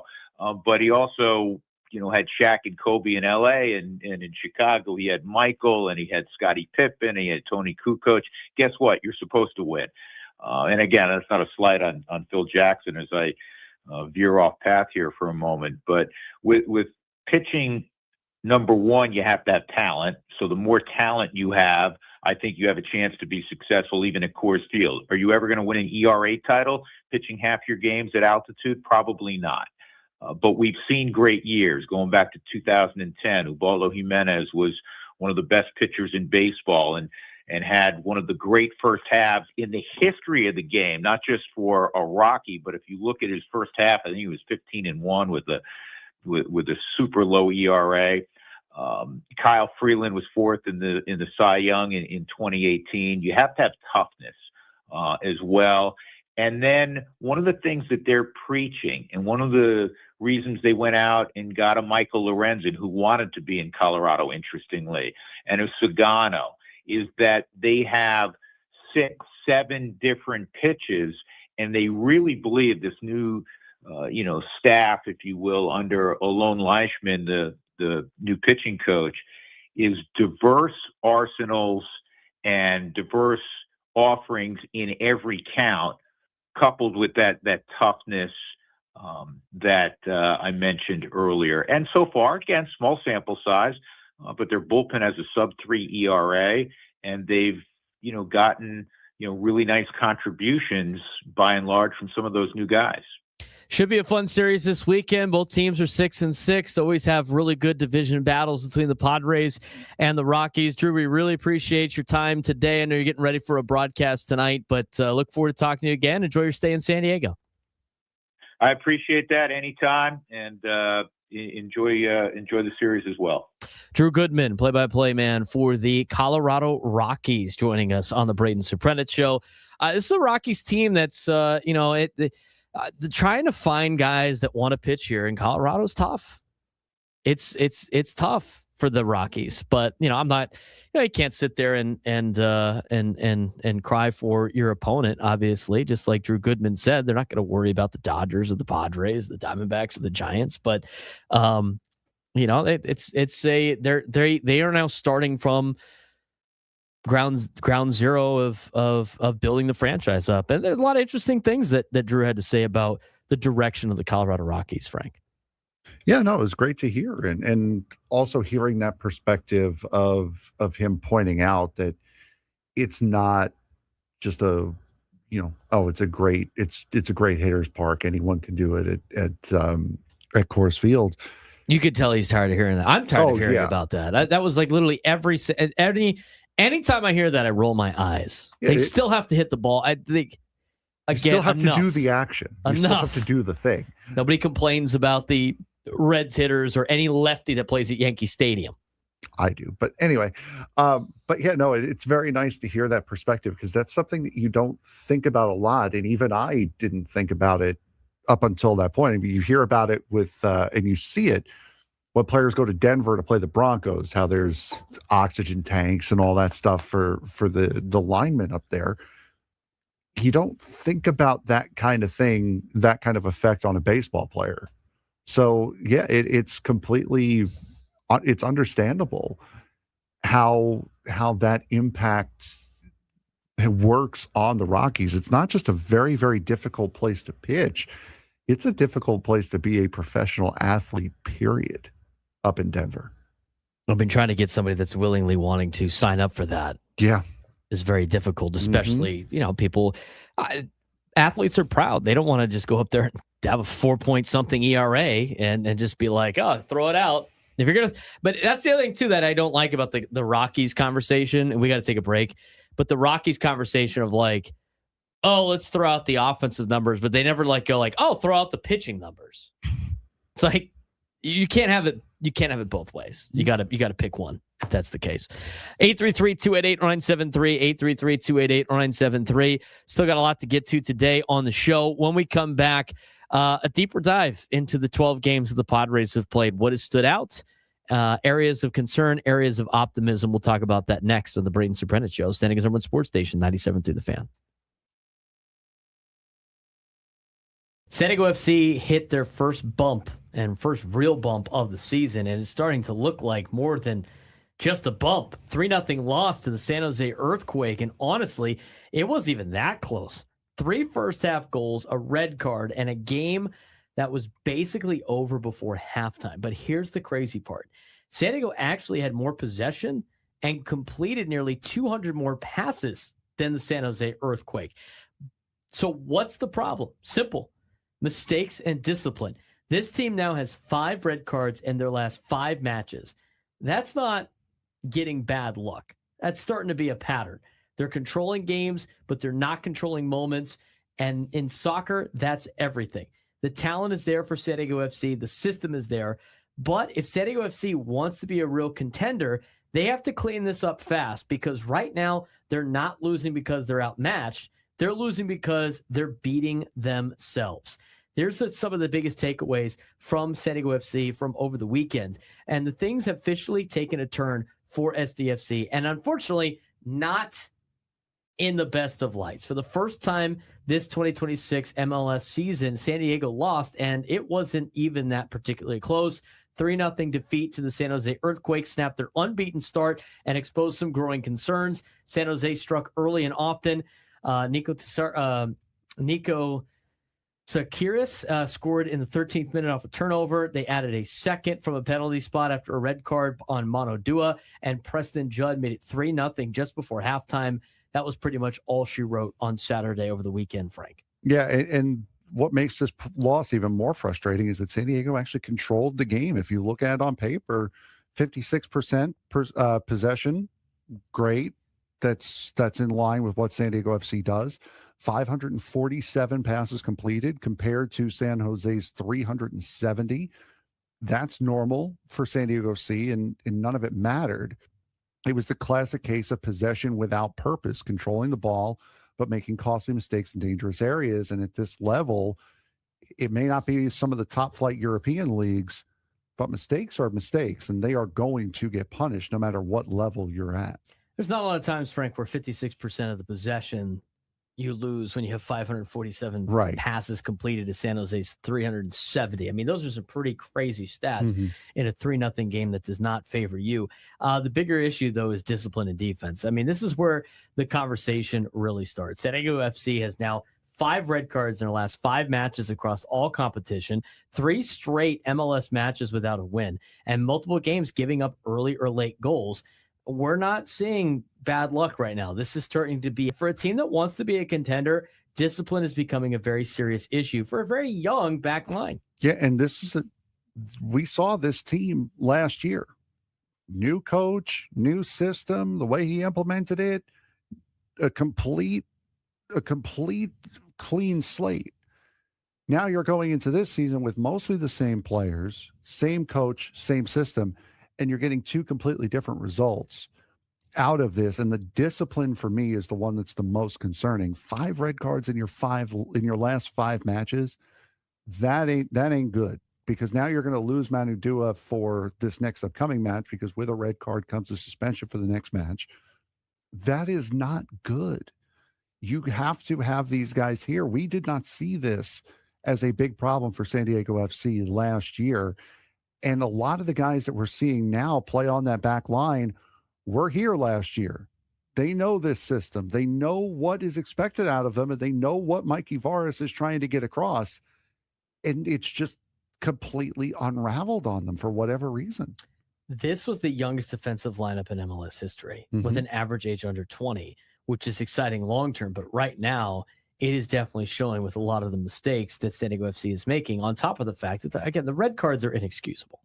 5 red cards in 5 games and losing players in all of these games is absolutely unacceptable for a team that's expected to be contending and a team that's expected to be one of the best in the MLS. I mean, a few weeks ago, we were talking about San Diego FC as a feel-good expansion story. Year 2, look, we are doing everything that we did in year 1. Look how great we are. We were able to beat Toluca. We were able to beat Pumas Unum at home, and we're advancing in the CONCACAF Champions Cup, and we're kicking everybody's ass in the MLS. And right now, well, they're definitely getting a little bit more tested. This stretch is revealing who they really are. Talented, yes.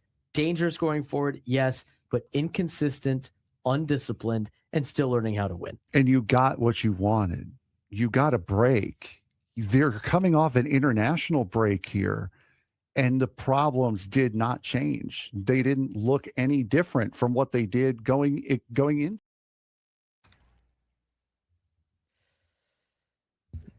All right.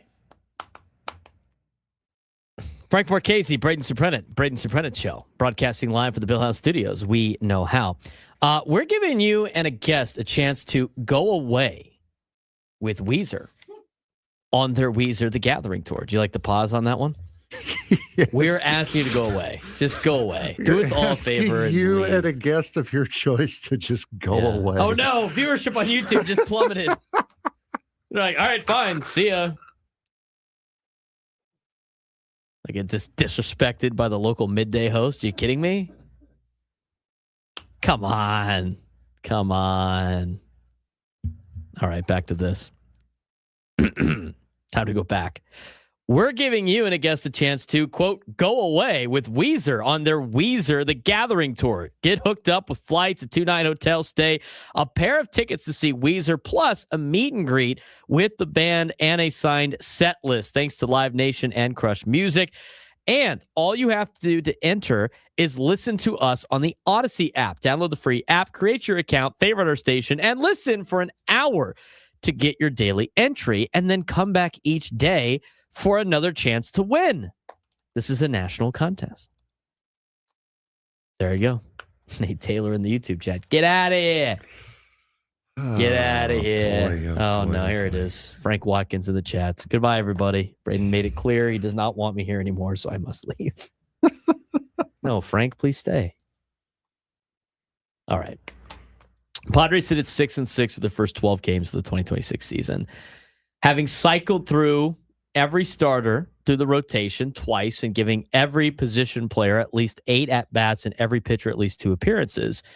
While it is far too early for firm conclusions, the early returns under new manager Craig Stammen show a clear philosophical shift from the rigid, low experimentation approach of 2025. Greater lineup flexibility, aggressive optimization of matchups, and creative long relief usage to protect high leverage arms, and a willingness to embrace small edge innovations that challenge baseball orthodoxy. Letters to AJ wrote a great Substack about this, and I think a lot of the keynotes are important. One of them being Craig Stammen. In 12 games, I like the way Craig Stammen has messed with his lineup. I like the way he's embraced a newer era of baseball, and I like the way that he has gotten everybody involved. I think as a coach, it's very important to utilize everybody on your team to make them feel more part of the team. Look, I know they're professionals. I know they get paid to do a job, but at the same time, the human element is very important. That's what a manager's job is, to deal with the human element side of things. And I think Craig has done a good job of building the team camaraderie with everybody's got a job to do on the team and everybody's being utilized. Frank, I think that's a very important aspect to baseball and sports in general, where a lot of teams that have success have players contributing across the board and have guys constantly playing on this team. Yeah, for sure. And I mean, that's where, again, as I mentioned before, when you have everyone constantly playing and when you have everyone constantly engaged, it's going to make it better. Now you just have to figure out where those pieces fit best and try to get on a timeline to where everyone's performing at their best all together. Here's some keynotes from the offense and the lineup construction. Just like based on looking through all the lineups, you've had 12 games, 12 different lineups. 8, you've had, with these lineup constructions, you've had Tatis Jr., Merrill, Machado locked in the 1, 2, and 4 spots as the core, but the rest of the order has been very fluid. Jake Cronenworth has hit leadoff against righties twice. He's dropped as low as 6, 8, 9 against righties and has never been higher than 8th against lefties. Xander Bogaerts has moved down 2nd 4 times, 5th 5 times, even 6th versus left-handed pitcher Ranger Suarez the other day to reflect current production rather than past pedigree. Ramon Laureano has elevated progressively from 7th on opening day. Miguel Andujar, who has been an addition to this team, has even slotted in 3rd in favorable matchups like he had on Saturday against the Red Sox. Luis Camposano has given regular reps despite not, but despite really being put in the doghouse in 2025. And Gavin Sheets in a platoon role, open at bats for right-handed bench bats. I mean, there's been a lot of changing elements to this lineup as they experiment early in the year. And when you look at this lineup and overall offensive construction, I like the way that they're not afraid to move guys down that have pedigree, right? Like, how many times have we seen Manny Machado before this year not bat third? Very rare. Very rare. I mean, he's done it a couple of times batting cleanup, but now it seems like he's more of in a cleanup role than the number 3 spot in the order. They're not afraid to move Xander Bogaerts down or move him up or wherever based on production. They're not afraid to move guys up in the order based on who's hitting the ball well. I think that goes a long way for this team this year, and I like the experimentation early in the month of April. Yeah, and as we mentioned earlier in the show, this is the time you're going to do it. It's at the beginning of the season. You don't want to dig yourself into a hole, but you've climbed out of the hole that you dug with the first homestand of the season. This is the time. You've given yourself the most opportunities you can to climb out of any rut that you've dug for yourself. If you're going to start lineup experimenting in August, you're a team that's in trouble. If you're doing it in April, it's a team trying to find out what is best for them moving forward into the season. Earlier in the show, we talked about Fernando specifically on the mechanics and the timing of his swing. We took a deeper dive into what has been an interesting topic that was on Twitter yesterday from Caleb Berry that laid out what could be going on with Fernando's swing. We did that earlier in the show. The other thing that was laid out by the Letters to AJ Substack about the situation with the offense, specifically about Fernando, his batted ball profile is still elite, but the outcomes lag. 70.8% in hard hit rate. That's in the 99th percentile. 81st percentile in launch angle, yet 0% pulled fly balls so far, like we talked about earlier in the show. Only 44 plate appearances. He has barreled 4 balls and made outs on 3 of them. In 2031 counts, 5 swings, all fastballs. His swing path has been opposite field only. No pull side air optimization yet. This is the clearest mechanical explanation for his depressed home run rate. We talked about this earlier from the outline on some of the graphs that we've seen from Fernando, and Letters to AJ on the Substack has also laid out some of these metrics as well. And everything continues to point to Fernando needs to pull the ball in the air. That's kind of the main takeaway, and he hasn't been doing it. And he's still hitting the ball hard. He's still, the right launch angle, although the angle on contact that we talked about earlier today contradicts that. But 0% pulled fly balls this season in his however many at-bats he has, Frank. He has the power and the talent still. This further points to a mechanical or a timing issue. Yeah, exactly. And that's what we went over. What we went over last hour is he could be working on something. There comes a point, though, where you need what you're working on. You need to pause, get yourself right, get yourself back to normal before you start working on it. Because if you're working on something and you're not right, the results from what you're working on are not going to come. So you have to make sure you're in the right spot in order to start working on things. And right now, Fernando, he needs to find a way to get right before doing anything else. We're going to talk about the pitching and the bullpen strategy when we come back, but team-wide offense for the Padres, last in Major League Baseball in home runs in average launch angle, middle of the pack in barrels, but dead last in home runs per barrel. Expected metrics for the Padres in terms of weighted on-base average and expected slug show that they have been among the unluckiest teams in all of baseball. You get the cold weather mixed with Petco Park, plus some would-be homers robbed by park factors definitely explain a lot of this. But preseason projection of at least league average offense still looks realistic once variance normalizes. And again, with a small sample size, it's going to look worse than it actually is. We are going to talk about the pitching and bullpen strategy when we come back and the overall takeaway of the first 12 games of the Padres season as we lead you into Gwen and Chris, ultimately the Equal Water SoCal Padres pregame show, and Padres and Rockies, 6:40 tonight on 97.3 The Fan. We'll talk about it when we come back. The San Diego Gulls are one of the most unpredictable teams right now, and somehow it's working. They've got players getting called up, sent down, new prospects arriving, and through all that chaos, they're winning games. A huge 3-0 shutout over Tucson with playoff implications, a 6-3 win over Bakersfield where they dropped 5 goals in one period, and now you've got a top prospect like Roger McQueen stepping in and already making an impact in his first AHL game. Here's the thing. This isn't just a team trying to survive. They're building something. They're fast, they're aggressive, they're confident. But the big question is, can they keep this up with so much roster movement? Because if they can, this isn't just a playoff team, but a dangerous one coming up in the Calder Cup playoffs. If you're looking for one word to describe the San Diego Gulls right now, it's movement. Call-ups, assignments, debuts, and somehow they're still winning games in a very crucial spot of the season. Let's talk about some of the roster shakeups.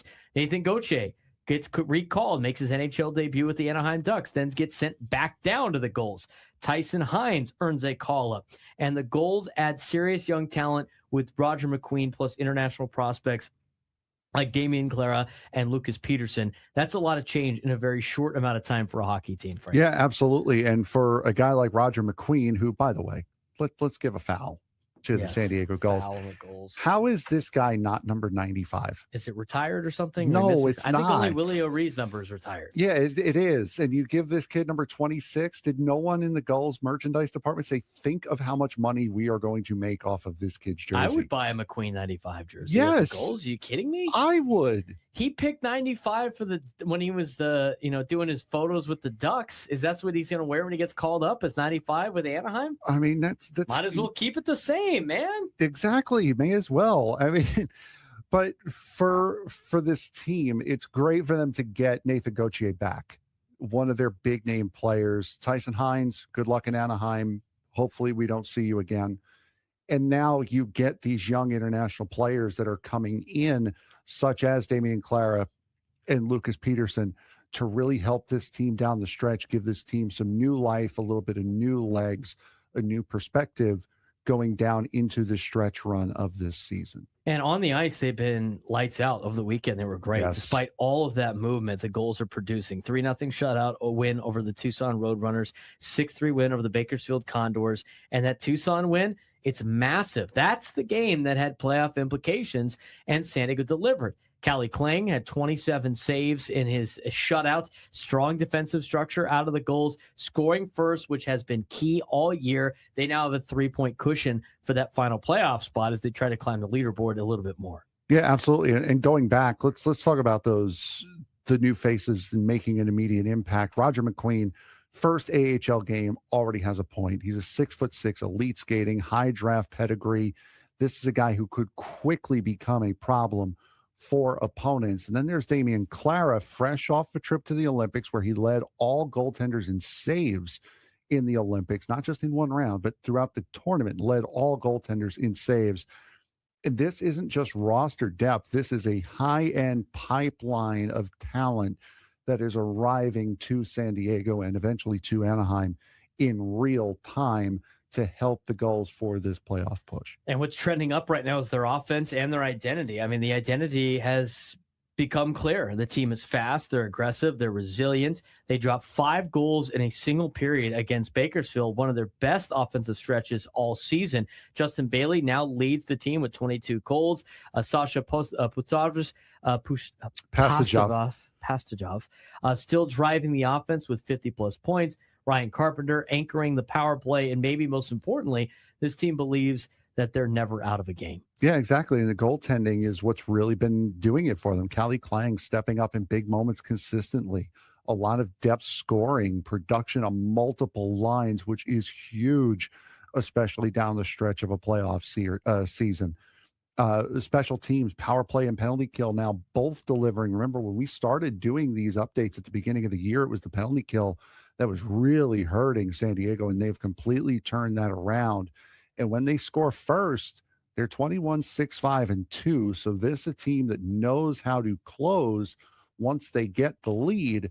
The issue recently has been getting that lead. They've been fighting from underneath. They did not have to do that this week, and you saw they went a perfect 2-0. What's coming up next? They hit the road to face San Jose, the Barracuda next, and this is where things get interesting. Can they maintain momentum with constant roster changes? Can the young guys keep producing? And can they hold on to that playoff position? I think it'd be very disappointing for this Gulls team, despite the last couple of seasons and having to just send all of their best talent up north to Anaheim. To see them and the season that they have had not end and them going to the playoffs would be a shame to what this team has been able to accomplish. Yeah, absolutely. And for all the roster moves that they've had to endure over the course of this week, that's 5 big roster moves over the course of the last week. For them to go 2-0 in a week with that, that's a very big positive for them as well. And I think right now it's actually all of the roster movement is helping them. I don't think it's a long-term success. They got to kind of solidify their roster a little bit more, but the competition is rising. I mean, if you play well, you're going to get brought up to Anaheim, and they're in a playoff race. I mean, they're in a chance to win the division despite, their last couple of games that they have had. So you've got young players coming in, trying to prove themselves with some of the international players, and a guy like Roger McQueen. On a Thursday that does not suck, because a Thursday where we got epic wings due to the Epic Padres Roundtable presented by Epic Wings. A Thursday that we have Padres baseball. Was it last year? I think it might have been last year. There's not a lot of Thursdays where you get Padres baseball. That was like last year was like you only had like 4 games. Yeah, I think it was like the first month and a half or something like that. The Padres were off every single Thursday. Sometimes it's Mondays, sometimes it's Thursdays. This year, they're going to play 3 Thursdays in a row here. They got Rockies, Mariners, and Rockies. They'll have the 30th off. They'll have 2 Thursdays off in May. They'll have 3 Thursdays off in June out of the 4. Only 1 Thursday off in July, surprisingly. That is surprising because that's usually like a month that they don't. August, they have every Thursday off except for 1. In September, they play on 2 Thursdays. There's not like one day of the week where they have like massive amounts of days off, which is interesting to me because they have had that before in the past. We never really got through the Padres schedule. Talking about it. No. Talked about it last year, not really too much this year. They got the Rockies this weekend for 4. They got Monday off. And they play the Mariners for 3. Like one of the Vedder Cup? Yeah, that's right. Are we going to see Luis Castillo? How many times did the Padres say Luis Castillo in spring training? I mean, at this point, if they don't see Luis Castillo, what kind of weird simulation are we in? Where we had to watch him make 3 of... How many outings did he have in spring training? I have to look this up. Let's math it up here. Let's see how this... Are you going to math out the rotation? Yeah. So right now, I don't care. MLB, no one cares about the story of the game. Stop it, please. I hate that. The story where it's like an Instagram story, bro. They have Emerson Hancock going tonight against Tatsuya Imai of the Astros. Then tomorrow, nope, we're not getting him. Luis Castillo versus Lance McCullers Jr. on tomorrow night. Luis Castillo made 3 starts against the Padres. Did he make 3? 3 or 4, maybe.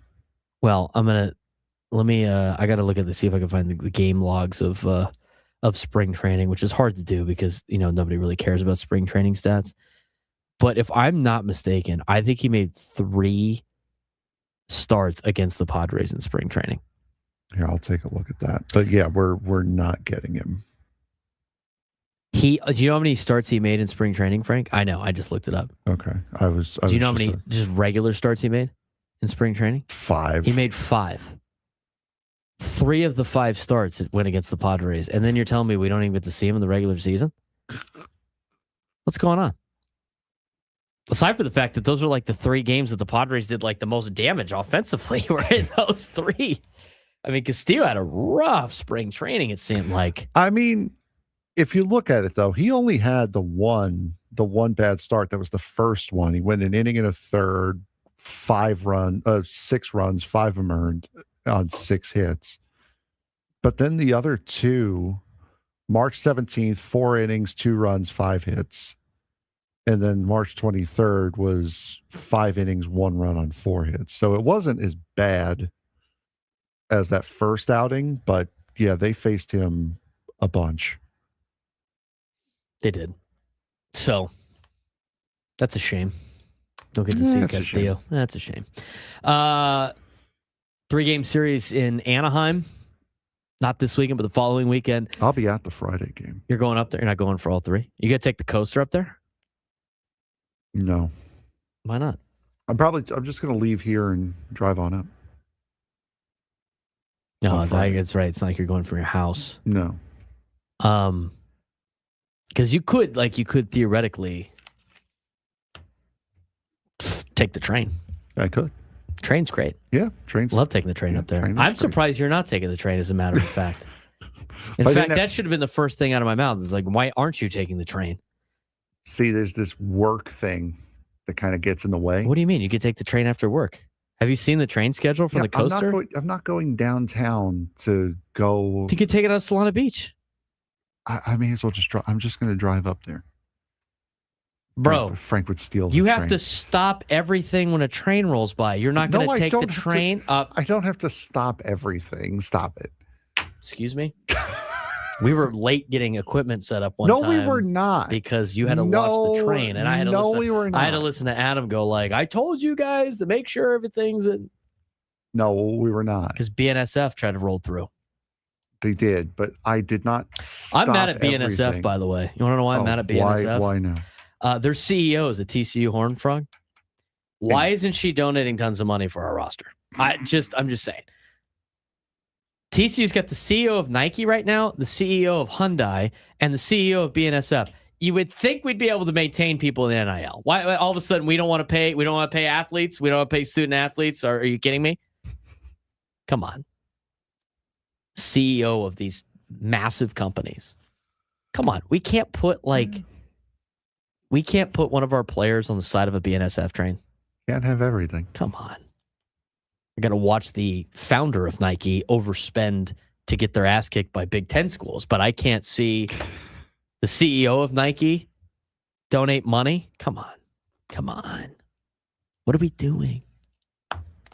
You know why? Because they went to a smart school where they know the rate of return on NIL is not very high. That's why they're CEOs of massive companies. So that's a look at the schedule. Angels, Rockies, Diamondbacks, Cubs at the end of the month. Yes. Try to be a Cub buster. Then how about the Padres getting the Cubs and the White Sox at home in the same series or the same homestand? That is it. Yeah. How about them not getting the White Sox at the end of September? The last game of the series, the last series of the year. That's been the case the last 2 years. Yeah, it was the last home series of the year. It was the last home series and the last road trip of the year, the last 2 years. Last game, the last series of the last homestand and of the last road trip. May, you got the White Sox, the Giants, the Cardinals. Giants are on the road. You got the Brewers and Mariners on the road. First time you'll see the Dodgers, May 18th to the 20th. Then you got the A's and the Phillies on that same homestand. Mm-hmm. And then you go to Washington. Oh, the A's are here this year? Yeah, they were there last year. Okay. Oh, yeah, that's right. Yes. The Los Oclamento A's are here. Yes. This year. Anyway. It feels like last year where they were here. Years run into each other. Since 2020, every year's felt like the same. I feel like I've been in one long year since then. That was 6 years ago. 6 years ago. 6 years ago at this time on Fridays, we were playing 97.3 The Fan, MLB The Show, virtual games to start the morning. They just showed it now. Ronaldo Lopez, did you see the brawl that Lopez and Jorge Soler started Walt last Weiss year? With a great form tackle, though. I'm sorry. I don't understand what the beef was about. I mean, he threw it somewhat inside right, and then they threw it down to second, and then they're just standing there looking at each other. Maybe it's something to do with because Soler spent time in the National League East, so maybe Soler spent goes time from on there. the Braves. Yeah, so maybe he won a World Series with the Braves. It goes back from then. I don't know, but I'm sorry. Number one, when it comes to situations like that, especially if it's a starting pitcher, they need to get more than just 7 games. because it's really he's not really missing. just one start for them. Stupid. That needs to be a minimum 15. Should be 5 starts. Yeah, there should be a minimum 3 starts. A minimum 15. I'm sorry. Especially when you see that one angle where he basically tries to punch him with the ball. That is using a weapon at that point. He's got to be suspended for more than just 7 games. Soler is appealing his suspension. And I'm assuming I haven't seen anything. Lopez, I'm assuming, is going to eat it because he knows he got off light. But that's a minimum 15-game suspension solely because he's a starting pitcher to begin with. Well, the good news is for the Falcons, they are able to pick up a guy that can actually tackle. As Go Aztecs in the Twitch chat says, Walt Weiss now received an invitation to Falcons camp. I think they should just drop gloves like hockey players and fight it out. Just let them fight. Just let both of them fight. And I'm going to tell you right now, guess who? You'll never see a fight in baseball ever again. Let them go. Do it as exactly how they do in hockey. Let them go. First one to hit the ground, then get in on it. Hockey players are about that action, boss. Baseball players, aside from maybe a couple, are not about that action. Who wins in a fight? A hockey player versus a baseball player? Just kidding. That would be manslaughter. Are you kidding me? That would be manslaughter. The hockey player would say no because he'd get arrested for manslaughter. Yeah. All right. Overall takeaway for the Padres so far this season, as we kind of wrap up the show, they're playing with a lot more adaptability, very much data-driven aggression than in recent years. Early offensive struggles are more bad luck plus launch angle profile than true talent erosion. I agree with that statement. The rotation's back end is the real long-term vulnerability, although I did like the way Armand Marquez pitched. Yeah. I've loved the way that Randy Vasquez... I can't wait to watch Randy Vasquez pitch tonight. And guess what? He could have a clunker. I mean, he's going to have one eventually this year, but that doesn't take away from the fact that his stuff has been great. And I love the fact that Stammen's willing to experiment with a lot of the decisions so far. And I think that's been the biggest differentiator so far this season. So I like the way Stammen's managing this club so far. Has he made mistakes? Yes, he's going to make mistakes. That's not the topic that's at hand of bringing in a guy that has never done it before. But knowing that he is a guy that's never done it before, he's going to make mistakes on the fly. Yeah, Randy Vasquez tonight should be interesting. I want to see him pitch again. He's been fun to watch. Haven't heard from him in a long time, and he just called in. Let's get to Martin and Santee. Martin, what's going on? Gentlemen, it's been a while, but I just wanted to really not so much talk about the Padres, but just want to thank both of you for getting us to Padres season. Your coverage through the fall, through the winter, the sports, the diversity, you talk about it on your ads, Braden, but it really was really, really good. And you've stepped up your game to cover the Aztecs, to cover high school sports, to cover everything. And really just wanted to thank you to get us back to Padre baseball. And for any of the doubters out there, we're San Diegans. They're our Padres. It is what it is. They are who they are, and we'll be there at the end. But I just wanted to call. It's been a while since I've called. I listen daily. But just to say thank you guys for all of the diversity you bring, and also too that you take calls. It's appreciated to get a little fan input occasionally, and it's nice. So again, my thanks to my nephews, and go Padres. Thank you, Martin. Thanks, appreciate Uncle it. Martin. Good way to end the show. Positive vibes. We appreciate the kind words. We're just two guys that love sports and talking about sports. We'd be doing if I wasn't doing this, I'd be doing this anyway. Gwynn and Chris coming up next. Equal Water SoCal Padres pregame show after that. We'll talk to you guys tomorrow.